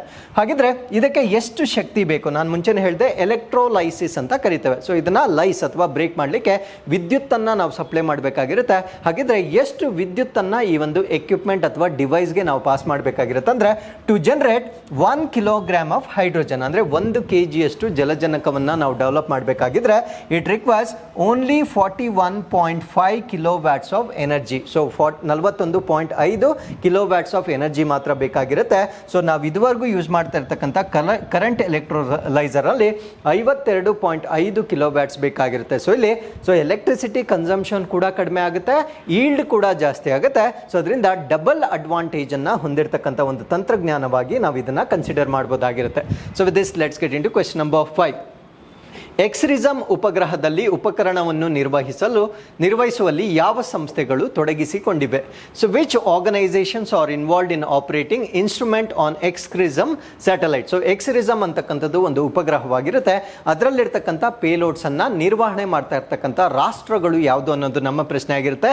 ಸೊ ಈ ಪ್ರಶ್ನೆಗೆ ಸರಿಯಾದ ಉತ್ತರ ನಾಸಾ ಮತ್ತು ಜಾಕ್ಸಾ, ಅಂದ್ರೆ ಜಾಪನೀಸ್ ಸ್ಪೇಸ್ ಏಜೆನ್ಸಿ ಮತ್ತೆ ನಾಸಾದವರು, ಅಮೆರಿಕದವರು. ಸೊ ಇಬ್ಬರೂ ಕೂಡ ಮ್ಯಾನೇಜ್ ಮಾಡ್ತಾ ಇರ್ತಕ್ಕಂಥ ಒಂದು ಸ್ಯಾಟಲೈಟ್ ಅನ್ನ ನಾವು ಎಕ್ಸ್ರಿಸಮ್ ಅಂತ ಕರಿತೇವೆ. ಸೊ ಇದನ್ನ ಲಾಂಚ್ ಮಾಡಿ ಕೆಲವು ವರ್ಷಗಳ ಹಿಂದೆನೇ ಇದನ್ನ ಲಾಂಚ್ ಮಾಡಿದ್ದಾರೆ. ಸೊ ಇದು ಮತ್ತೊಮ್ಮೆ ಸುದ್ದಿಯಲ್ಲಿರ್ಲಿಕ್ಕೆ ಕಾರಣ ಏನು ಅಂದ್ರೆ due to some technical errors ಇದನ್ನ ಮುಂದುವರಿಸಲಿಲ್ಲ. ಸೊ ಈಗ ಮತ್ತೊಮ್ಮೆ ಇವೆರಡೂ ರಾಷ್ಟ್ರಗಳು ಸೊ ಈ ಒಂದು ಪ್ರಾಜೆಕ್ಟ್ ಅನ್ನ ಮುಂದುವರಿಸತಕ್ಕಂಥ ನಿರ್ಧಾರವನ್ನ ತೆಗೆದುಕೊಂಡಿರುವ ಕಾರಣದಿಂದ so this is once again in news. So update ಏನು ಅಂದ್ರೆ so NASA and JAXA to operate XRISM. So NASA ಮತ್ತೆ ಜಾಕ್ಸಾ ಇಬ್ರು ಕೂಡ ಸೊ ಈ ಒಂದು ಎಕ್ಸ್ರಿಸಮ್ ಅನ್ನ ನಿರ್ವಹಣೆ ಮಾಡ್ತಕ್ಕಂಥ ಒಂದು ನಿರ್ಧಾರವನ್ನ ತೆಗೆದುಕೊಂಡಿರ್ತಾರೆ. ಸೊ ಈ ಒಂದು ಸ್ಯಾಟಲೈಟ್ ಅನ್ನ ನಾವು ಎಕ್ಸ್ರಿಸಮ್ ಅಂತ ಕರಿತೇವೆ. ಸೊ ಎಕ್ಸ್ರಿಸಮ್ ನ ಫುಲ್ ಫಾರ್ಮ್ ಏನು ಅಂದ್ರೆ x-ray imaging and spectroscopy mission ಅಂತ ಕರಿತೇವೆ. ಸೊ ಈ ಒಂದು ಸ್ಯಾಟಲೈಟ್ ಅನ್ನ ಆಪರೇಟ್ ಮಾಡ್ತಕ್ಕಂಥ ನಿರ್ಧಾರವನ್ನ ನಾಸಾ ಮತ್ತು ಜಾಕ್ಸಾ ತೆಗೆದುಕೊಂಡಿರ್ತಾರೆ. ಸೊ ಈ ಒಂದು ಸ್ಯಾಟಲೈಟ್ ಅನ್ನ ಲಾಂಚ್ ಮಾಡಿರ್ತಕ್ಕಂಥದ್ದು ಸೆಪ್ಟೆಂಬರ್ 2023 2023 ಅಂದ್ರೆ ಬಹಳ ವರ್ಷ ಅಂದ್ರೆ ಲಾಸ್ಟ್ ಇಯರ್ ಇದನ್ನ ಲಾಂಚ್ ಮಾಡಿರ್ತಾರೆ. ಸೊ ಲಾಂಚ್ ಮಾಡಿರ್ತಕ್ಕಂಥವ್ರು ಯಾರು ಅಂದ್ರೆ ಜಪಾನ್ ಸ್ಪೇಸ್ ಏಜೆನ್ಸಿ ವತಿಯಿಂದ ಇದನ್ನ ಲಾಂಚ್ ಮಾಡಿರ್ತಾರೆ. ಸೊ ಇದನ್ನ ಡೆವಲಪ್ ಮಾಡಲಿಕ್ಕೆ ಸಪೋರ್ಟ್ ಮಾಡಿರ್ತಕ್ಕಂಥವ್ರು ಯಾರು ಅಂದ್ರೆ ನಾಸಾದವರು ಇದನ್ನ ಡೆವಲಪ್ ಮಾಡಲಿಕ್ಕೆ ಸಪೋರ್ಟ್ ಮಾಡಿರ್ತಾರೆ. ಬಟ್ ಲಾಂಚ್ ಮಾಡಿರ್ತಕ್ಕಂಥವ್ರು ಜಾಕ್ಸಾ ಅವರು ಇದನ್ನ ಲಾಂಚ್ ಮಾಡಿರ್ತಾರೆ. ಸೊ ಈ ಒಂದು ಮಿಷನ್ ನ ಗುರಿ ಏನು ಅಂದ್ರೆ X-ray spectroscopic observation of the hot gases plasma wind that blows through the galaxies in the universe. ಅಂದ್ರೆ ನಮ್ಮ ಒಂದು ಯೂನಿವರ್ಸ್ ನಲ್ಲಿ ಸೊ ಈ ಒಂದು ಗ್ಯಾಲಾಕ್ಸಿಸ್ ಗಳ ಮುಖಾಂತರ ಅಂದ್ರೆ ನಕ್ಷತ್ರ ಪುಂಜಗಳ ಮುಖಾಂತರ ಬರ್ತಕ್ಕಂಥ ಹಾಟ್ ಗ್ಯಾಸ್ ಪ್ಲಾಸ್ಮಾ ವಿಂಡ್ ಏನಿರ್ತದೆ ಅಂದ್ರೆ ತುಂಬಾ ಶುಷ್ಕವಾಗಿರ್ತಕ್ಕಂಥ ಅನಿಲವಾಗಿರ್ತಕ್ಕಂಥ ಪ್ಲಾಸ್ಮಾ ಮಾರುತಗಳೇನಿರ್ತವೆ ಸೊ ಇವುಗಳ ಒಂದು ಎಕ್ಸ್ರೋ ಸ್ಪೆಕ್ಟ್ರೋಸ್ಕೋಪಿಕ್ ಅಬ್ಸರ್ವೇಷನ್ ಅನ್ನ ಮಾಡುವ ಕಾರಣದಿಂದ ಸೊ ಇದನ್ನ ಲಾಂಚ್ ಮಾಡಿರ್ತಕ್ಕಂಥದ್ದನ್ನ ನಾವಿಲ್ಲಿ ನೋಡಬಹುದಾಗಿರುತ್ತೆ. So with this let's get into question number 6. Mount ಎವರೆಸ್ಟ್ಗೆ ಎನ್ಕೆನಿ ಪ್ರೊಡೋಲ್ಸ್ಕಿಯ ತಂಡದ ನೇತೃತ್ವದ ಯಾತ್ರೆಯ ಕೇಂದ್ರ ಬಿಂದು ಯಾವುದು? What is the focus of the expedition led by Evgeny Podolski's team to Mount Everest? So Mount ಎವರೆಸ್ಟ್ಗೆ ಸೊ ಈ ಒಂದು ವ್ಯಕ್ತಿಯ ಒಂದು ತಂಡ ಎಕ್ಸ್ಪೆಡಿಷನ್ ಮಾಡಿರುತ್ತೆ. ಸೊ ಅವರು ಎಕ್ಸ್ಪೆಡಿಷನ್ ಮಾಡಲಿಕ್ಕೆ ಯಾವ ಉದ್ದೇಶ ಅಂದ್ರೆ ಏನನ್ನ ಕಂಡುಹಿಡಿಲಿಕ್ಕೆ ಅವರು ಮೌಂಟ್ ಎವರೆಸ್ಟ್ಗೆ ಯಾತ್ರೆಯನ್ನ ಹೋಗಿದ್ರು ಅಥವಾ ಎಕ್ಸ್ಪೆಡಿಷನ್ ಹೋಗಿದ್ರು ಅನ್ನೋದು ನಮ್ಮ ಪ್ರಶ್ನೆ ಆಗಿರುತ್ತೆ. ಸೊ ಈ ಪ್ರಶ್ನೆಗೆ ಸರಿಯಾದ ಉತ್ತರ ರಾತ್ರಿಯ ಶಬ್ದಗಳನ್ನು ದಾಖಲಿಸುವುದು ಅಂದ್ರೆ ಡಾಕ್ಯುಮೆಂಟಿಂಗ್ ನಾಕ್ಟರ್ನಲ್ ಸೌಂಡ್ಸ್ ಅಂತ ಕರೀತೇವೆ. ಅಂದ್ರೆ ಮೌಂಟ್ ಎವರೆಸ್ಟ್ ನಲ್ಲಿ ನೈಟ್ ಟೈಮ್ ಏನಾಗುತ್ತೆ ಅಂದ್ರೆ ಒಂದು ವಿಚಿತ್ರವಾದ ಶಬ್ದಗಳು ಕ್ರಿಯೇಟ್ ಆಗುತ್ತೆ. ಆ ಶಬ್ದಗಳು ಏನಕ್ಕೆ ಕ್ರಿಯೇಟ್ ಆಗುತ್ತೆ, what is the scientific reason behind it ಅನ್ನೋದನ್ನ ಡಿಸ್ಕವರಿ ಮಾಡಲಿಕ್ಕೆ ಮಾಡಲಿಕ್ಕೆ ಈ ಒಂದು ಎಕ್ಸ್ಪೆಡಿಷನ್ ಅನ್ನು ಮಾಡ್ತಾರೆ. ಸೊ ಇವರು ಈಗ ಆ ಒಂದು ರೀಸನ್ ಅನ್ನು ಕಂಡುಹಿಡಿದಿರ್ತಾರೆ, ಯಾಕೆ ಅಲ್ಲಿ ಶಬ್ದಗಳು ಬರ್ತಾ ಇದೆ ಅಂತಕ್ಕಂಥ ಒಂದು ಮಾಹಿತಿಯನ್ನ ಕಂಡುಹಿಡಿದಿರ್ತಾರೆ. ಸೊ ಆ ರೀಸನ್ ಏನು ಅನ್ನೋದನ್ನ ಈ ಆರ್ಟಿಕಲ್ ಅಲ್ಲಿ ನಾವು ಡಿಸ್ಕಸ್ ಮಾಡ್ತಾ ಬರೋಣ. So why does mountain Everest make terrifying noises at night? So ರಾತ್ರಿಯ ವೇಳೆ ಮಾತ್ರ ಮೌಂಟ್ ಎವರೆಸ್ಟ್ ಶಿಖರ್ನಲ್ಲಿ ಸೊ ಒಂದು ಭಯಾನಕ ಶಬ್ದಗಳನ್ನು ಉಂಟು ಮಾಡಲಿಕ್ಕೆ ಕಾರಣವೇನು? ಅಲ್ಲಿ ಯಾವುದು ದೇವಭೂತ ಇರೋದಿಲ್ಲ. Due to some scientific reason ಈ ಒಂದು ಶಬ್ದಗಳು ಬರ್ತಾ ಇರ್ತಕ್ಕಂಥದ್ದನ್ನು ನಾವು ನೋಡ್ಬೋದಾಗಿರುತ್ತೆ. ಸೊ ಮೌಂಟ್ ಎವರೆಸ್ಟ್ನ ನಾವು ನೇಪಾಲ್ ಮತ್ತು ಚೈನಾ ಟಿಬೆಟ್ನ ಬಾರ್ಡರಲ್ಲಿ ನಾವು ನೋಡ್ಬೋದಾಗಿರುತ್ತೆ. ಸೊ ಇದರ ಹೈಟ್ ಡೆಫಿನೆಟ್ಲಿ ನಿಮ್ಗೆ ಗೊತ್ತಿರುತ್ತೆ, 8848 ಮೀಟರ್ಸ್ ಎತ್ತರದಲ್ಲಿ. ಸೊ ಈ ಒಂದು ಶಬ್ದಗಳು ಏನಕ್ಕೆ ಆಗ್ತಾ ಇದೆ ಅಂತಕ್ಕಂಥದ್ದನ್ನ ಒಂದು ವಿಜ್ಞಾನಿಗಳ ತಂಡ ಈಗ ಮಾಡಿರ್ತಕ್ಕಂಥ ಒಂದು ರಿಸರ್ಚ್ನ ಔಟ್ಕಮ್ ಅನ್ನ ನಾವಿಲ್ಲಿ ಎಕ್ಸ್ಪ್ಲೈನ್ ಮಾಡ್ತಾ ಇದ್ದೇವೆ. ಸೊ ಯಾವ ಫೆನಾಮಿನನ್ ಮುಖಾಂತರ ಇಲ್ಲಿ ಶಬ್ದಗಳನ್ನು ಉಂಟಾಗುತ್ತೆ ಅಂದರೆ, ಆಫ್ಟರ್ ನೈಟ್ ಫಾಲ್ ಅಂದರೆ ಯಾವಾಗ ಅಲ್ಲಿ ರಾತ್ರಿ ಆಗುತ್ತೆ, eerie sounds can be heard from the glacier. So ಗ್ಲೇಷಿಯರ್ಗಳಿಂದ ಅಲ್ಲಿರ್ತಕ್ಕಂಥ ಹಿಮ ನದಿಗಳಿಂದ ಒಂದು ಶಬ್ದ ಬರುತ್ತೆ. ಆ ಒಂದು ಶಬ್ದಕ್ಕೆ ವಿಲಕ್ಷಣವಾದ ಒಂದು ಶಬ್ದ ಅಂತ ಕರೀತೇವೆ. ಅಂದರೆ ಸ್ವಲ್ಪ ಅಬ್ನಾರ್ಮಲ್ ಆಗಿರ್ತಕ್ಕಂಥ ಒಂದು ಶಬ್ದಗಳು ಬರುವುದರಿಂದ ಸೊ ಅದಕ್ಕೆ ಇರಿಕ್ ಅಥವಾ ವಿಲಕ್ಷಣವಾಗಿರ್ತಕ್ಕಂಥ ಶಬ್ದಗಳನ್ನು ಕೇಳ್ಬೋದಾಗಿರುತ್ತೆ. ಸೊ ಏನಕ್ಕೆ ಈ ಶಬ್ದಗಳು ಬರುತ್ತೆ ಅಂದರೆ, due to sharp drop in temperature that occurs after the dark are responsible for the ಈ ಒಂದು chorus crashing or splintering noises ಆಗಿರುತ್ತೆ. It's a very simple logic actually. So ಒಂದು ಸಡನ್ ಡ್ರಾಪ್ ಆದಾಗ ಏನಾಗುತ್ತೆ ಅಂದರೆ, ಟೆಂಪರೇಚರ್ ಡ್ರಾಪ್ ಆದಾಗ ಅಲ್ಲಿರ್ತಕ್ಕಂಥ ಮೇಲ್ಮೈನ topography ಬದಲಾಗುತ್ತೆ. Obviously ಯಾವುದೇ ವಸ್ತು ಆಗಿರ್ಬೋದು ಟೆಂಪರೇಚರ್ನ ಆಧಾರದ ಮೇಲೆ ತನ್ನ ಭೌತಿಕ ಸ್ಥಿತಿ ಬದಲಾಗ್ತಾ ಇರುತ್ತೆ. ಸೊ ಈ ಒಂದು ಕಾನ್ಸೆಪ್ಟ್ ಏನಿರುತ್ತೆ, ಸೊ ಅದು ಅಲ್ಲಿ ಉಂಟಾಗ್ತಾ ಇರ್ತಕ್ಕಂಥ ಒಂದು ವಿಲಕ್ಷಣವಾಗಿರ್ತಕ್ಕಂಥ ಶಬ್ದಗಳಿಗೆ ಕಾರಣವಾಗಿರುತ್ತೆ ಅಂತಕ್ಕಂಥ ಒಂದು ಮಾಹಿತಿಯನ್ನು ನಾವಿಲ್ಲಿ ನೋಡ್ಬೋದಾಗಿರುತ್ತೆ. ಸೊ ಮೌಂಟ್ ಎವರೆಸ್ಟ್ ಬಗ್ಗೆ ನಾವು ತಿಳ್ಕೊಳ್ಳೋದಾದ್ರೆ, it is the highest mountain above the sea level located at the ಮಹಾಲಂಗೂರ್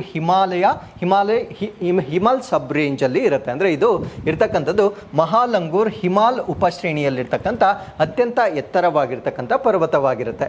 so ಇದು ನೇಪಾಲ್ ಮತ್ತೆ ಟಿಬೆಟ್ನ ಆಟೋನಾಮಸ್ ರೀಜನ್ ಆಫ್ ಚೈನಾ ಏನಿರುತ್ತೆ, ಸೊ ಇದರ ಗಡಿ ಭಾಗದಲ್ಲಿರ್ತಕ್ಕಂಥ ಒಂದು ಪರ್ವತವಾಗಿರುತ್ತೆ. ಸೊ ಇದರ ಎಕ್ಸಾಕ್ಟ್ ಹೈಟ್ ಅನ್ನ ನಾವು ನೋಡೋದಾದ್ರೆ 8848.86 ಮೀಟರ್ಸ್ ಇರುತ್ತೆ. ಸೊ ಇದನ್ನ ರೀಸೆಂಟ್ ಆಗಿ ಎಸ್ಟಾಬ್ಲಿಷ್ ಮಾಡಿರ್ತಾರೆ in the year 2020 so by Chinese ಮತ್ತೆ ನೇಪಾಳಿ ಅಥಾರಿಟೀಸ್ ಮಾಡಿರ್ತಕ್ಕಂಥ ಒಂದು ಮೆಷರ್ಮೆಂಟ್ ಇದಾಗಿರುತ್ತೆ. ಸೊ ಈ ಒಂದು ಮೌಂಟ್ ಎವರೆಸ್ಟ್ ಅನ್ನ ಮೊಟ್ಟ ಮೊದಲ ಬಾರಿಗೆ ಹತ್ತಿರ್ತಕ್ಕಂಥವ್ರು ಯಾರು ಅಂದ್ರೆ, ನ್ಯೂಜಿಲ್ಯಾಂಡರ್ ಎಡ್ಮುಂಡ್ ಹಿಲರಿ ಮತ್ತೆ ಶರ್ಪಾ ತೇನ್ಜಿಂಗ್ ನೋರ್ಗೆ ಅವರು 1953ರಲ್ಲಿ ಮೌಂಟ್ ಎವರೆಸ್ಟ್ ಶಿಖರವನ್ನ ಹತ್ತಿರ್ತಕ್ಕಂಥ ಮೊದಲ ವ್ಯಕ್ತಿಗಳಾಗಿ ನಾವು ಕನ್ಸಿಡರ್ ಮಾಡಬಹುದಾಗಿರುತ್ತೆ. So with this let's get into question number 7. ಕೌಶಲ್ಯ ಅಭಿವೃದ್ಧಿ ಮತ್ತು ವಾಣಿಜ್ಯೋದ್ಯಮ ಸಚಿವಾಲಯದೊಂದಿಗೆ ಡ್ರೋನ್ ದೀದಿ ಪ್ರಾಯೋಗಿಕ ಯೋಜನೆಗಾಗಿ ಯಾವ ಸಂಸ್ಥೆಗಳು ತೀರುವಳಿ ಒಪ್ಪಂದಕ್ಕೆ ಸಹಿ ಹಾಕಿವೆ?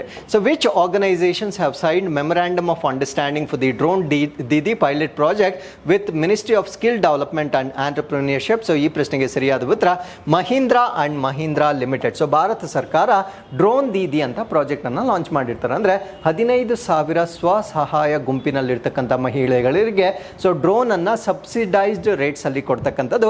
ಈ ಡ್ರೋನ್ಸ್ ಅನ್ನ ಅವರು ರೆಂಟ್ ಔಟ್ ಮಾಡಬಹುದಾಗಿರುತ್ತೆ. ಅಂದ್ರೆ ಬೇರೆ ಬೇರೆ ಕೃಷಿ ಚಟುವಟಿಕೆಗಳಿಗೆ ಸೊ ಇದನ್ನ ಬಾಡಿಗೆ ರೂಪದಲ್ಲಿ ಕೊಡುವ ಮುಖಾಂತರ ಅವರು ಹಣವನ್ನ ಗಳಿಸ್ತಕ್ಕಂಥ ಒಂದು ಪ್ರಾಜೆಕ್ಟ್ ಇದಾಗಿರುತ್ತೆ. ಸೊ ಈ ಒಂದು ಪ್ರಾಜೆಕ್ಟ್ ಅನ್ನ ನಾವು ಏಕಾಏಕಿ ಲಾಂಚ್ ಮಾಡಲಿಕ್ಕೆ ಸಾಧ್ಯವಾಗೋದಿಲ್ಲ. ಬಿಕಾಸ್ ಆ ಮಹಿಳೆಯರಿಗೆ ಇದನ್ನ ಆಪರೇಟ್ ಮಾಡ್ತಕ್ಕಂಥ ತಂತ್ರಜ್ಞಾನವನ್ನ ಕಲಿಸ್ಕೊಡ್ಬೇಕಾಗಿರುತ್ತೆ. ಸೊ ಈ ರೀತಿಯ ತಂತ್ರಜ್ಞಾನವನ್ನ ಕಲಿಸಿಕೊಡ್ಲಿಕ್ಕೆ ಈಗ ಒಂದು ಪೈಲಟ್ ಪ್ರಾಜೆಕ್ಟ್ ಅಥವಾ ಪ್ರಾಯೋಗಿಕವಾಗಿರ್ತಕ್ಕಂಥ ಒಂದು ಯೋಜನೆಯನ್ನ ಮಾಡ್ತಾ ಇದ್ದಾರೆ. ಸೊ ಈ ಒಂದು ಯೋಜನೆಗೆ MOU ಅಥವಾ ಯಾರು ಸಹಾಯ ಮಾಡ್ತಾ ಇದ್ದಾರೆ ಅಂದ್ರೆ, ಮಹೀಂದ್ರಾ ಅಂಡ್ ಮಹೀಂದ್ರಾ ಕಂಪನಿಯ ವತಿಯಿಂದ ಸಹಾಯ ಮಾಡ್ತಾ ಇರ್ತಕ್ಕಂಥದ್ದನ್ನ ನಾವಿಲ್ಲಿ ನೋಡ್ಬೋದಾಗಿರುತ್ತೆ. ಸೊ ಯಾರ್ಯಾರ ಮಧ್ಯೆ ಅಗ್ರಿಮೆಂಟ್ ಆಗಿದೆ ಅಂತ ಗೊತ್ತಾಯ್ತು. ಸೊ ಇದು ಈ ಪ್ರಾಜೆಕ್ಟ್ ನ ಗುರಿ ಏನು ಅಂದ್ರೆ, to train women from self help groups to fly drones for the agricultural applications. ಅಂದ್ರೆ ಈ ಒಂದು ಡ್ರೋನ್ಗಳನ್ನ ಕೇವಲ ಕೃಷಿ ಚಟುವಟಿಕೆಗಳಿಗೆ ಮಾತ್ರ ಉಪಯೋಗಿಸಬೇಕಾಗಿರುತ್ತೆ. ಸೊ ಇವರಿಗೆ ಬೇಕಾಗಿರ್ತಕ್ಕಂಥ ತರಬೇತಿಯನ್ನ ಕೊಡುವ ಕಾರಣದಿಂದ ಸೊ ಈ ಒಂದು ಒಪ್ಪಂದವನ್ನ ಮಾಡ್ಕೊಂಡಿರ್ತಾರೆ. ಸೊ ಈ ಒಂದು ಪ್ರಾಜೆಕ್ಟ್ ಅನ್ನ ಅಂದ್ರೆ ಈ ಪೈಲಟ್ ಪ್ರಾಜೆಕ್ಟ್ ಅಂತ ನಾನು ಹೇಳಿದೆ. ಸೊ ಇದನ್ನ conducted at the national skill training institution. So ಈ ಒಂದು ನ್ಯಾಷನಲ್ ಸ್ಕಿಲ್ ಟ್ರೈನಿಂಗ್ ಇನ್ಸ್ಟಿಟ್ಯೂಟ್ ಇರ್ತಕ್ಕಂಥದ್ದು ಹೈದರಾಬಾದ್ ಮತ್ತು ನೋಯ್ಡಾದಲ್ಲಿರ್ತಕ್ಕಂಥ ಈ ಎರಡು ಸಂಸ್ಥೆಗಳಲ್ಲಿ ಸೊ ಈ ಒಂದು ತರಬೇತಿ ಕಾರ್ಯಕ್ರಮವನ್ನ ಹಮ್ಮಿಕೊಳ್ಳಲಾಗುತ್ತೆ. So what is the target of this particular project? So ಈ ಒಂದು ಯೋಜನೆಯ ಗುರಿ ಏನು ಅಂದ್ರೆ, aims to train 15,000 women to operate drones for agricultural purposes such as fertiliser sowing, crop monitoring ಮತ್ತೆ ಸೀಡ್ ಸೋವಿಂಗ್. ಅಂದ್ರೆ ಸೊ ಈ ಒಂದು ಕೃಷಿ ಚಟುವಟಿಕೆಗಳಿಗೆ ಸಂಬಂಧಪಟ್ಟಂತೆ 15,000 ವಿಮೆನ್ಗೆ ಈ ಒಂದು ಡ್ರೋನ್ಗಳನ್ನು ಆಪರೇಟ್ ಮಾಡ್ತಕ್ಕಂಥದ್ದನ್ನ ತರಬೇತಿ ಕೊಡ್ತಕ್ಕಂಥದ್ದು ಈ ಒಂದು ಯೋಜನೆಯ ಉದ್ದೇಶವಾಗಿರುತ್ತೆ. So this partnership represents a first of its kind, ಅಂದರೆ ಈಗಾಗಿರ್ತಕ್ಕಂಥ ಒಂದು ಕೊಲಾಬ್ರೇಷನ್ ಏನಿರುತ್ತೆ, ಸೊ ಇದು ಇದೇ ರೀತಿಯ ಮೊದಲ ಕೊಲಾಬ್ರೇಷನ್ ಆಗಿರುತ್ತೆ. ಏನಕ್ಕೆ ಅಂದರೆ ಸೊ ಇದರಲ್ಲಿ ವಿಮೆನ್ ಇರ್ತಾರೆ ಆ್ಯಂಡ್ ಫಾರ್ಮಿಂಗ್ ಇರುತ್ತೆ ಮತ್ತು ಟೆಕ್ನಾಲಜಿ ಇರುತ್ತೆ. ಸೊ ಈ ಮೂರನ್ನು ಒಟ್ಟಿಗೆ ತರ್ತಾ ಇರ್ತಕ್ಕಂಥ first of its kind project ಅಂತ ನಾವು ಇದನ್ನು ಕನ್ಸಿಡರ್ ಮಾಡ್ಬೋದಾಗಿರುತ್ತೆ. So with this let's get into question number 8. So TOI 6713.01 ಎಕ್ಸೋಪ್ಲಾನೆಟ್ನ ಯಾವ ಲಕ್ಷಣವನ್ನು ಗುರುಗ್ರಹದ ಚಂದ್ರನಾದ ಐಒಗೆ ಹೋಲಿಸಲಾಗಿದೆ? So what characteristics of the exoplanet TOI 6713.01 has been compared to Jupiter's moon Io. So ಜುಪಿಟರ್ನ ಚಂದ್ರನಾಗಿರ್ತಕ್ಕಂಥ ಐಒ, ಸೊ ಅಲ್ಲಿರ್ತಕ್ಕಂಥ ಸೇಮ್ ಕ್ಯಾರೆಕ್ಟರಿಸ್ಟಿಕ್ಸ್ ಈಗ ಒಂದು ಪತ್ತೆ ಮಾಡಿರ್ತಕ್ಕಂಥ ಎಕ್ಸೋ ಪ್ಲಾನೆಟ್ ಅಲ್ಲೂ ಕೂಡ ಅದೇ ಲಕ್ಷಣಗಳಿರ್ತವೆ. ಆ ಲಕ್ಷಣಗಳು ಯಾವುವು ಅನ್ನೋದು ನಮ್ಮ ಪ್ರಶ್ನೆ ಆಗಿರುತ್ತೆ. ಸೊ ನಿಮಗೆ ಐಒದಲ್ಲಿ ಯಾವ ಲಕ್ಷಣಗಳು ತುಂಬ ಪ್ರಿವೇಲಿಂಗ್ ಆಗಿರುತ್ತೆ ಅನ್ನೋದು ಗೊತ್ತಾದರೆ ಸೊ ಡೆಫಿನೆಟ್ಲಿ ಈ ಪ್ರಶ್ನೆಗೆ ಆನ್ಸರನ್ನು ಸುಲಭವಾಗಿ ನೀಡಬಹುದಾಗಿರುತ್ತೆ. ಸೊ ಅಲ್ಲಿ ತೀವ್ರವಾದ ಜ್ವಾಲಾಮುಖಿಗಳನ್ನು ನಾವು ನೋಡ್ಬೋದಾಗಿರುತ್ತೆ, ಇಂಟೆನ್ಸ್ ವಾಲ್ಕ್ಯಾನಿಕ್ ಆಕ್ಟಿವಿಟೀಸ್ ಅನ್ನು ನೋಡ್ಬೋದಾಗಿರುತ್ತೆ. ಸೊ ಈ ಚಿತ್ರದಲ್ಲಿ ನೀವು ನೋಡ್ಬೋದಾಗಿರುತ್ತೆ. ಸೊ ಜಾಸ್ತಿ ವಾಲ್ಕ್ಯಾನಿಕ್ ಆಕ್ಟಿವಿಟೀಸ್ ಇರುವ ಕಾರಣದಿಂದ ಇದು ಆಲ್ಮೋಸ್ಟ್ ರೆಡ್ ಕಲರ್ ಇರ್ತಕ್ಕಂಥ ಒಂದು ಎಕ್ಸೋ ಪ್ಲಾನೆಟ್ ಅನ್ನ ವಿಜ್ಞಾನಿಗಳು ಕಂಡುಹಿಡಿದಿರ್ತಾರೆ. ಸೊ ಆ ಒಂದು ಎಕ್ಸೋ ಪ್ಲಾನೆಟ್ಗೆ TOI ಅಂತ ನಾಮಕರಣ ಮಾಡಿರ್ತಾರೆ. ಸೊ ಇದು ಐಒ ಜುಪಿಟರ್ನ ಒಂದು ಚಂದ್ರನಾಗಿರ್ತಕ್ಕಂಥ ಐಒ ಏನಿರುತ್ತೆ, ಸೊ ಅಲ್ಲಿ ಹೇಗೆ ವಾಲ್ಕ್ಯಾನಿಕ್ ಎರಪ್ಷನ್ಸ್ ತುಂಬ ರೆಗ್ಯುಲರ್ ಆಗಿ ಆಗ್ತಾ ಇರುತ್ತೆ, ಅದೇ ರೀತಿಯ ಜ್ವಾಲಾಮುಖಿ ಚಟುವಟಿಕೆಗಳು ಆಗ್ತಾ ಇರ್ತಕ್ಕಂಥ ಒಂದು ಗ್ರಹವನ್ನು ನಾಸಾದವರು ಪತ್ತೆ ಹಚ್ಚಿರ್ತಾರೆ. So making it surface glow red. So ಈ ಒಂದು ಕಾರಣದಿಂದ ಅದರ ಮೇಲ್ಮೈ ಕೆಂಪಿಗೆ ಹೊಳಿತಾ ಇರ್ತಕ್ಕಂಥದ್ದನ್ನು ನಾವಿಲ್ಲಿ ನೋಡ್ಬೋದಾಗಿರುತ್ತೆ. ಸೊ ಅದರ ಮೇಲ್ಮೈ ಟೆಂಪರೇಚರ್ ಆಬ್ವಿಯಸ್ಲಿ ವಾಲ್ಕ್ಯಾನಿಕ್ ಆಕ್ಟಿವಿಟೀಸ್ ಆಗ್ತಾ ಇರೋದ್ರಿಂದ ಅದರ ಮೇಲ್ಮೈ ತಾಪಮಾನ ಎನಾರ್ಮೆಸ್ ಆಗಿರುತ್ತೆ. 2600 ಡಿಗ್ರೀಸ್ ಅದರ ಟೆಂಪರೇಚರ್ ಅನ್ನು ನಾವು ನೋಡಬಹುದಾಗಿರುತ್ತೆ.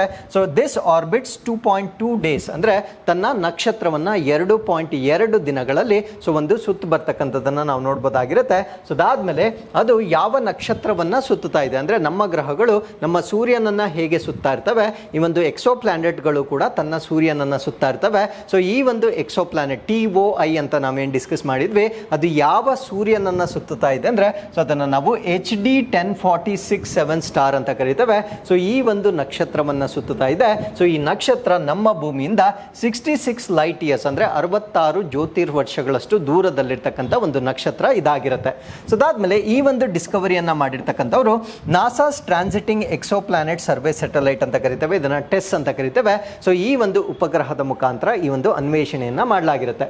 So UN proclaims 25th May as the world football day. So ಇಷ್ಟು ವರ್ಷಗಳ ಕಾಲ ಫುಟ್ಬಾಲ್ಗೆ ಸಂಬಂಧಪಟ್ಟಂತೆ ಯಾವುದೇ ನಿರ್ದಿಷ್ಟ ದಿನ ಇರಲಿಲ್ಲ. ಸೊ ಈಗ ಯುನೈಟೆಡ್ ನೇಷನ್ ಒಂದು ನಿರ್ಧಾರವನ್ನ ಮಾಡ್ಕೊಂಡಿರ್ತಾರೆ, May 25ನೇ ತಾರೀಕನ್ನ ಇನ್ನು ಮುಂದೆ ವಿಶ್ವ ಫುಟ್ಬಾಲ್ ದಿನವನ್ನಾಗಿ ಆಚರಣೆ ಮಾಡ್ತಕ್ಕಂಥ ನಿರ್ಧಾರವನ್ನು ಮಾಡಿರ್ತಾರೆ.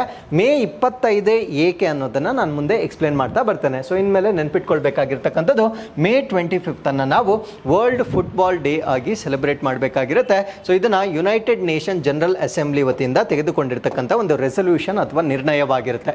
ಸೊ ಇದರ ಸಿಗ್ನಿಫಿಕೆನ್ಸ್ ಏನು ಅಂದ್ರೆ the date marks the 100th anniversary of the first international football tournament. ಅಂದ್ರೆ ಮೊಟ್ಟ ಮೊದಲ ಬಾರಿಗೆ ಅಂತಾರಾಷ್ಟ್ರೀಯ ಮಟ್ಟದಲ್ಲಿ ಒಂದು ಫುಟ್ಬಾಲ್ ಟೂರ್ನಮೆಂಟ್ ಅಥವಾ ಪಂದ್ಯಾವಳಿಯನ್ನ ಏರ್ಪಡಿಸಿರ್ತಕ್ಕಂಥ 100 ವರ್ಷಗಳನ್ನ ಕಂಪ್ಲೀಟ್ ಮಾಡಿರ್ತಕ್ಕಂಥ ಒಂದು ದಿನಾಂಕದ ನೆನಪಿಗಾಗಿ ಸೊ ಈ ಒಂದು ದಿನವನ್ನ ಗುರುತುಪಡಿಸಲಾಗಿರುತ್ತೆ. ಸೊ ಈ ಒಂದು ದಿನವನ್ನ May 25, 1924 1924 May 25ನೇ ತಾರೀಕು ಈ ಒಂದು ಅಂತಾರಾಷ್ಟ್ರೀಯ ಮಟ್ಟದಲ್ಲಿ ಮೊಟ್ಟ ಮೊದಲ football ಪಂದ್ಯಾವಳಿಯನ್ನ ಏರ್ಪಡಿಸಿರ್ತಾರೆ.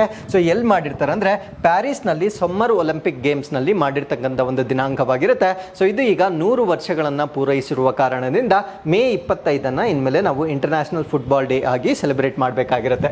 So Meghalaya's first women police chief. So ಮೇಘಾಲಯದಲ್ಲಿ ಮೊಟ್ಟ ಮೊದಲ ಪೊಲೀಸ್ ಮುಖ್ಯಸ್ಥೆಯಾಗಿ ಆಯ್ಕೆ ಆಗಿರ್ತಾರೆ. ಸೊ ಅವರ ಹೆಸರು ಇದಾಶೀಶಾ ನೋಂಗ್ರಾಕ್ ಅಂತ ನೋನ್ಗ್ರಾಂಗ್ ಅಂತ ಕರೀತೇವೆ. ಸೊ ಇವರು ಈ ಒಂದು ಕಾಶಿ ಟ್ರೈಬ್ಸ್ಗೆ ಸಂಬಂಧಪಟ್ಟಿರ್ತಕ್ಕಂಥ ವ್ಯಕ್ತಿ ಆಗಿರ್ತಾರೆ. ಸೊ ಮೇಘಾಲಯದಲ್ಲಿ as we know, so 3 types of tribes ಅನ್ನ ನಾವು ನೋಡ್ಬೋದಾಗಿರುತ್ತೆ. ಸೊ ಗಾರೋ ಹಿಲ್ಸ್ ಅಲ್ಲಿ ಒಂದು ಬುಡಕಟ್ಟು ಜನಾಂಗವಿರುತ್ತೆ, ಕಾಶಿ ಹಿಲ್ಸ್ ಅಲ್ಲಿ ಒಂದು ಬುಡಕಟ್ಟು ಜನಾಂಗ ಇರುತ್ತೆ, ಜೈಂತಿಯಾ ಹಿಲ್ಸ್ ಅಲ್ಲಿ ಕೂಡ ಒಂದು ಬುಡಕಟ್ಟು ಜನಾಂಗ ಇರುತ್ತೆ. ಸೊ ಈಗ ಆಯ್ಕೆಯಾಗಿರ್ತಕ್ಕಂಥ ಮೊಟ್ಟ ಮೊದಲ ಪೊಲೀಸ್ ಮುಖ್ಯಸ್ಥೆ ಸೊ ಕಾಶಿ ಈ ಒಂದು ಟ್ರೈಬ್ಗೆ ಸಂಬಂಧಪಟ್ಟಿರ್ತಕ್ಕಂಥ ವ್ಯಕ್ತಿ ಆಗಿರ್ತಾರೆ. ಸೊ ಇವರು first director general of police of Meghalaya ಆಗಿ ಇವರನ್ನ ಆಯ್ಕೆ ಮಾಡಲಾಗಿರುತ್ತೆ. So she belongs to Khasi tribes, one of the 3 major tribes in Meghalaya. So ಮೇಘಾಲಯದಲ್ಲಿರ್ತಕ್ಕಂಥ 3 ಬುಡಕಟ್ಟು ಜನಾಂಗಗಳಲ್ಲಿ ಆಗಿರ್ತಕ್ಕಂಥ ಒಂದು ಕಾಶಿ ಬುಡಕಟ್ಟಿಗೆ ಸಂಬಂಧಪಟ್ಟಿರ್ತಕ್ಕಂಥ ಮಹಿಳೆ ಇವರಾಗಿರ್ತಾರೆ. So she also the first tribal women to ascend to this prestigious rank, ಅಂದರೆ ಈ ಒಂದು ಪೊಸಿಷನ್ ಅನ್ನು ಪಡೆದುಕೊಂಡಿರ್ತಕ್ಕಂಥ ಮೊಟ್ಟ ಮೊದಲ ಬುಡಕಟ್ಟು ಮಹಿಳೆ ಅಂತ ಕೂಡ ನಾವು ಇವರನ್ನ ಕನ್ಸಿಡರ್ ಮಾಡಬಹುದಾಗಿರುತ್ತೆ. ಸೊ 3 ಮೇಜರ್ ಟ್ರೈಬಲ್ ಕಮ್ಯುನಿಟೀಸ್ ಯಾವ್ದು ಅಂದರೆ ಒಂದನ್ನ ಗಾರೋ ಟ್ರೈಬ್ಸ್ ಅಂತ ಕರಿತೇವೆ, ಅದಿರ್ತಕ್ಕಂಥದ್ದು ಗಾರೋ ಹಿಲ್ಸ್ ಅಲ್ಲಿರ್ತಕ್ಕಂಥ ಟ್ರೈಬ್ ಆಗಿರುತ್ತೆ. ಇನ್ನೊಂದನ್ನ ಕಾಶಿ ಟ್ರೈಬ್ ಅಂತ ಕರಿತೇವೆ.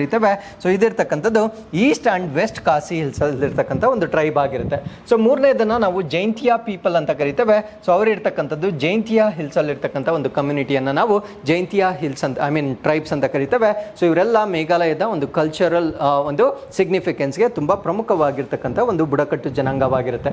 So Japan wins maiden Sultan Azlan Shah hockey trophy. So Japan ರಾಷ್ಟ್ರದವರು ಮೊಟ್ಟ ಮೊದಲ ಬಾರಿಗೆ ಈ ಒಂದು ಸುಲ್ತಾನ್ ಅಜ್ಲಾನ್ ಶಾ ಹಾಕಿ ಟ್ರೋಫಿಯನ್ನ ಮೊಟ್ಟ ಮೊದಲ ಬಾರಿಗೆ ಈ ಒಂದು ಪದಕವನ್ನ ಗೆದ್ದಿರ್ತಕ್ಕಂಥದ್ದನ್ನ ನಾವು ನೋಡಬಹುದಾಗಿರುತ್ತೆ.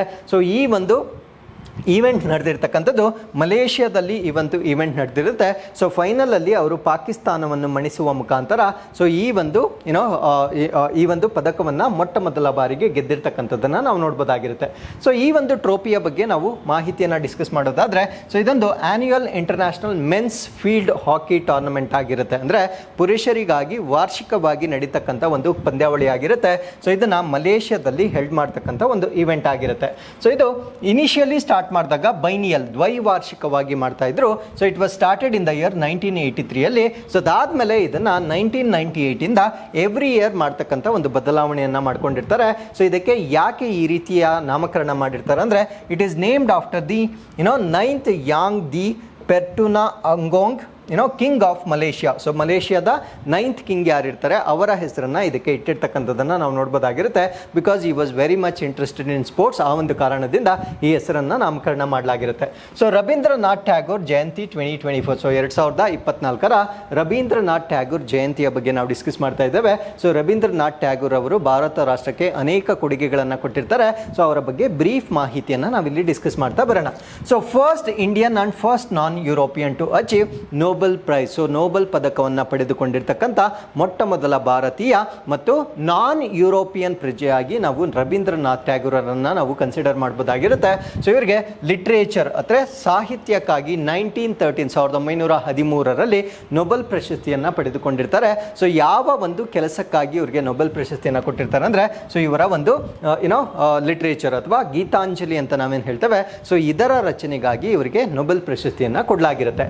ಸೊ ಅದಾದ್ಮೇಲೆ ಇವರು ನ್ಯಾಷನಲ್ ಆ್ಯಂಥಮ್ ಅನ್ನು ಕೂಡ ಇವರೇ ಬರೆದಿರ್ತಾರೆ. ನ್ಯಾಷನಲ್ ಆ್ಯಂಥಮ್ ಅನ್ನು ಕೂಡ ಇವರೇ ಬರೆದಿರ್ತಾರೆ. ನಾಟ್ ಓನ್ಲಿ ಇಂಡಿಯಾ, ಬಾಂಗ್ಲಾದೇಶದ ನಾವು ಅಮರ್ ಶೋನಾರ್ ಬಾಂಗ್ಲಾ ಅಂತ ಕರಿತೇವೆ, ನಮ್ಮ ದೇಶದ್ದು ಜನಗಣ ಮನ ಅಂತ ನಾವೇನು ಹೇಳ್ತೇವೆ. ಸೊ ಇವೆರಡು ರಾಷ್ಟ್ರಗೀತೆಗಳನ್ನು ಇವರು ರವೀಂದ್ರನಾಥ್ ಟ್ಯಾಗೋರ್ ಅವರು ರಚಿಸಿರ್ತಾರೆ. ಸೊ ಅದಾದ್ಮೇಲೆ ಜನಗಣ ಮನವನ್ನು ಇವರು ಇಂಗ್ಲೀಷ್ಗೆ ಟ್ರಾನ್ಸ್ಲೇಟ್ ಮಾಡಿರ್ತಾರೆ. ಅಂದರೆ ಇದು ಬೆಂಗಾಲಿಯಲ್ಲಿರ್ತಕ್ಕಂಥ ಜನಗಣ ಮನವನ್ನು ಸೊ ಇಂಗ್ಲೀಷ್ಗೆ ಫೆಬ್ರವರಿ 1990 ಭಾಷಾಂತರ ಕೂಡ ಮಾಡಿರ್ತಾರೆ. ಸೊ ಅದಾದ್ಮೇಲೆ 1915 ಇವರಿಗೆ ಒಂದು ಅವಾರ್ಡ್ ಬರುತ್ತೆ. ಸೊ ಇದನ್ನ ನೈಟ್ಹುಡ್ ಅವಾರ್ಡ್ ಅಂತ ಕರಿತೇವೆ. ಅಂದರೆ ಬ್ರಿಟಿಷ್ ಕಿಂಗ್ನ ವತಿಯಿಂದ ಕೊಡ್ತಕ್ಕಂಥ ಒಂದು ಅವಾರ್ಡನ್ನು ನಾವು ನೈಟ್ಹುಡ್ ಅಂತ ಕರಿತೇವೆ. ಬಟ್ ಇದನ್ನು ಅವರು ರಿನೌನ್ಸ್ ಮಾಡ್ತಾರೆ, ಅಂದರೆ ಅದನ್ನು ಅವರು ವಾಪಸ್ ಕೊಡ್ತಾರೆ. ಯಾವ ಕಾರಣಕ್ಕೆ ವಾಪಸ್ ಕೊಡ್ತಾರೆ ಅಂದರೆ ಈ ಒಂದು ಜಲಿಯನ್ ವಾಲಾಬಾಗ್ ಮಸಕ್ಕರ್ ಅಥವಾ ಹತ್ಯಾಕಾಂಡ ಏನು ನಡೀತೆ. ಸೊ ಈ ಒಂದು ಘಟನೆಯನ್ನು ಖಂಡಿಸುವ ಮುಖಾಂತರ ಈ ನೈಟ್ಹುಡ್ ಅವಾರ್ಡ್ ಏನಿರುತ್ತೆ ಅದನ್ನು ಅವರು ರಿನೌನ್ಸ್ ಮಾಡಿರ್ತಕ್ಕಂಥದ್ದನ್ನು ನಾವು ನೋಡ್ಬೋದಾಗಿರುತ್ತೆ. ಈ said to have given Mahatma Gandhi the title Mahatma. So Gandhi ಅವರನ್ನ ನಾವು ಮಹಾತ್ಮ ಗಾಂಧಿ ಅಂತ ಏನು ಕರಿತೀವಿ ಅಂದ್ರೆ ಸೊ ಆ ಮಹಾತ್ಮ ಅಂತಕ್ಕಂಥ ಒಂದು ಶೀರ್ಷಿಕೆಯನ್ನ ರವೀಂದ್ರನಾಥ್ ಟ್ಯಾಗೋರ್ ಅವರು ಕೊಟ್ಟಿರ್ತಕ್ಕಂಥವ್ರು ಅಂತ ನಾವು ಹೇಳ್ಬೋದಾಗಿರುತ್ತೆ. ಈ ಎಸ್ಟಾಬ್ಲಿಷ್ ದಿ ವಿಶ್ವ ಭಾರತಿ ಯೂನಿವರ್ಸಿಟಿ ಇನ್ 1921. 1921 ವಿಶ್ವ ಭಾರತಿ ವಿಶ್ವವಿದ್ಯಾನಿಲಯವನ್ನು ಕೂಡ ಸ್ಥಾಪನೆ ಮಾಡ್ತಾರೆ. ಈ spoke at the world parliament religions in the year 1929 and 1937. 1929 ಮತ್ತು 1937 ಈ ವರ್ಲ್ಡ್ ಪಾರ್ಲಿಮೆಂಟ್ ಫಾರ್ ರಿಲಿಜನ್ಸ್ ಅಂದರೆ ವಿವೇಕಾನಂದರವರು ಒಂದ್ಸತಿ ಏನು ಮಾತಾಡಿರ್ತಾರೆ, ಸೊ ಅದೇ ಒಂದು religions world parliament for religions ಅಲ್ಲಿ ಇವರು 2 ಸಾರಿ ತಮ್ಮ ಭಾಷಣವನ್ನು ಅಥವಾ ಸ್ಪೀಚನ್ನು ಕೊಟ್ಟಿರ್ತಕ್ಕಂಥದ್ದನ್ನು ನಾವು ನೋಡ್ಬೋದಾಗಿರುತ್ತೆ. ಸೊ ಈಗ ನಾವು ಆಚರಣೆ ಮಾಡ್ತಾ ಇರ್ತಕ್ಕಂಥದ್ದು 163ನೇ ಬರ್ತ್ಡೇ ಅಥವಾ ಇವರ ಜನ್ಮ ದಿನೋತ್ಸವವನ್ನು ನಾವು ಆಚರಣೆ ಮಾಡ್ತಾ ಇದ್ದೇವೆ. ಸೊ ಇವರೊಬ್ಬರು ಪೊಯೆಟ್ ಮತ್ತು ಫಿಲಾಸಫರ್ ಆಗಿರ್ತಾರೆ ಅನ್ನೋದು ನಮಗೆ ಗೊತ್ತಿರಬೇಕಾಗಿರುತ್ತೆ. ಸೊ ಇವರು ಬೆಂಗಾಲಿ ಪಾಲಿಮ್ಯಾಥ್ ಮತ್ತು renaissance figure in Indian culture ಆಗಿರ್ತಾರೆ. ಸೊ ಇವರು ಜನನವಾಗಿರ್ತಕ್ಕಂಥದ್ದು 1861 ಮೇ 7 ಕಲ್ಕತ್ತಾದಲ್ಲಿ ಇವರ ಜನನವಾಗುತ್ತೆ. ಸೊ ಇವರ ನಿಧನ ಆಗಿರ್ತಕ್ಕಂಥದ್ದು 1941 ಕಲ್ಕತ್ತಾದಲ್ಲಿ ಇವರ ನಿಧನವಾಗುತ್ತೆ. ಸೊ ಇವರ ಆಕ್ಯುಪೇಷನ್ ನೋಡೋದಾದರೆ ಪೊಯೆಟ್ ಆಗಿರ್ತಾರೆ, ರೈಟರ್ ಆಗಿರ್ತಾರೆ, ಪ್ಲೇ ರೈಟ್ ಆಗಿರ್ತಾರೆ, ಕಂಪೋಸರ್, ಫಿಲಾಸಫರ್, ಸೋಷಿಯಲ್ ರಿಫಾರ್ಮರ್ ಮತ್ತು ಪೇಂಟರ್ ಕೂಡ ಇವರಾಗಿರ್ತಾರೆ. ಸೊ ಇವರ ನೋಟಬಲ್ ವರ್ಕ್ಸ್ ಯಾವ್ದ್ಯಾವುದು ಅಂತ ನಾವಿಲ್ಲಿ ಕೊಟ್ಟಿರ್ತೇವೆ. ಅದರಲ್ಲಿ ಬಹಳ ಮುಖ್ಯವಾಗಿರ್ತಕ್ಕಂಥದ್ದು ಗೀತಾಂಜಲಿ. ಇದರ ಜೊತೆಗೆ ಸಾಕಷ್ಟು ಒಂದು ವರ್ಕ್ಸನ್ನು ಇವರು ಕಂಪ್ಲೀಟ್ ಮಾಡಿರ್ತಾರೆ. ಸೊ ಅದಾದಮೇಲೆ ಇವ್ರಿಗೆ ನೊಬೆಲ್ ಪ್ರಶಸ್ತಿ ಬಗ್ಗೆ ನಾನು ಆಲ್ರೆಡಿ ಹೇಳಿದ್ದೇನೆ. 1913 ಇವರಿಗೆ ನೊಬೆಲ್ ಪ್ರಶಸ್ತಿ ಬರುತ್ತೆ. ಸೊ ಇವರ ಪರಂಪರೆ ಅಥವಾ ಲಿಗೆಸಿಯನ್ನು ನಾವು ನೋಡೋದಾದ್ರೆ, so Tagore reshaped Bengali literature and music as well as Indian art, ಅಂದರೆ ಭಾರತ ದೇಶದ ಒಂದು ಕಲೆ, ಬಂಗಾಳದ ಸಾಹಿತ್ಯ ಮತ್ತು ಸಂಗೀತವನ್ನು ಸೊ ಮರುರೂಪಿಸಿದ ಒಂದು ಖ್ಯಾತಿ ಇವರಿಗೆ ಇರ್ತಕ್ಕಂಥದ್ದನ್ನು ನಾವಿಲ್ಲಿ ನೋಡ್ಬೋದಾಗಿರುತ್ತೆ. ಸೊ ಇಲ್ಲಿಗೆ ಇವತ್ತಿನ ಎಲ್ಲ ಪ್ರಚಲಿತ ಘಟನೆಗಳು ಕಂಪ್ಲೀಟ್ ಆಗಿರುತ್ತೆ. ಸೊ ನಾವು you can answer inquest challenge number 695 question number 1. So ಇಲ್ಲಿಗೆ ವಿಡಿಯೋ ಪಾಸ್ ಮಾಡಿ ಕ್ವೆಶ್ಚನನ್ನು ಓದ್ಕೊಂಡು ನೀವು ಉತ್ತರವನ್ನು ಕೊಡ್ಬೋದಾಗಿರುತ್ತೆ. ಸೊ ಇದು ಪ್ರಶ್ನೆ ಸಂಖ್ಯೆ 1 ಮತ್ತು ನೆಕ್ಸ್ಟ್ ಈಸ್ ಕ್ವೆಶ್ಚನ್ ನಂಬರ್ 2 ಆಗಿರುತ್ತೆ. So we are completing the current affairs of this particular day. So ಮತ್ತೊಮ್ಮೆ ನಾಳಿನ ಅಪ್ಡೇಟ್ಸ್ನೊಂದಿಗೆ ನಾನು ನಿಮ್ಮನ್ನು ಭೇಟಿ ಆಗ್ತೇನೆ. ಸೊ ಅಲ್ಲಿವರೆಗೂ keep reading, take care of yourselves, and thank you very much for watching this.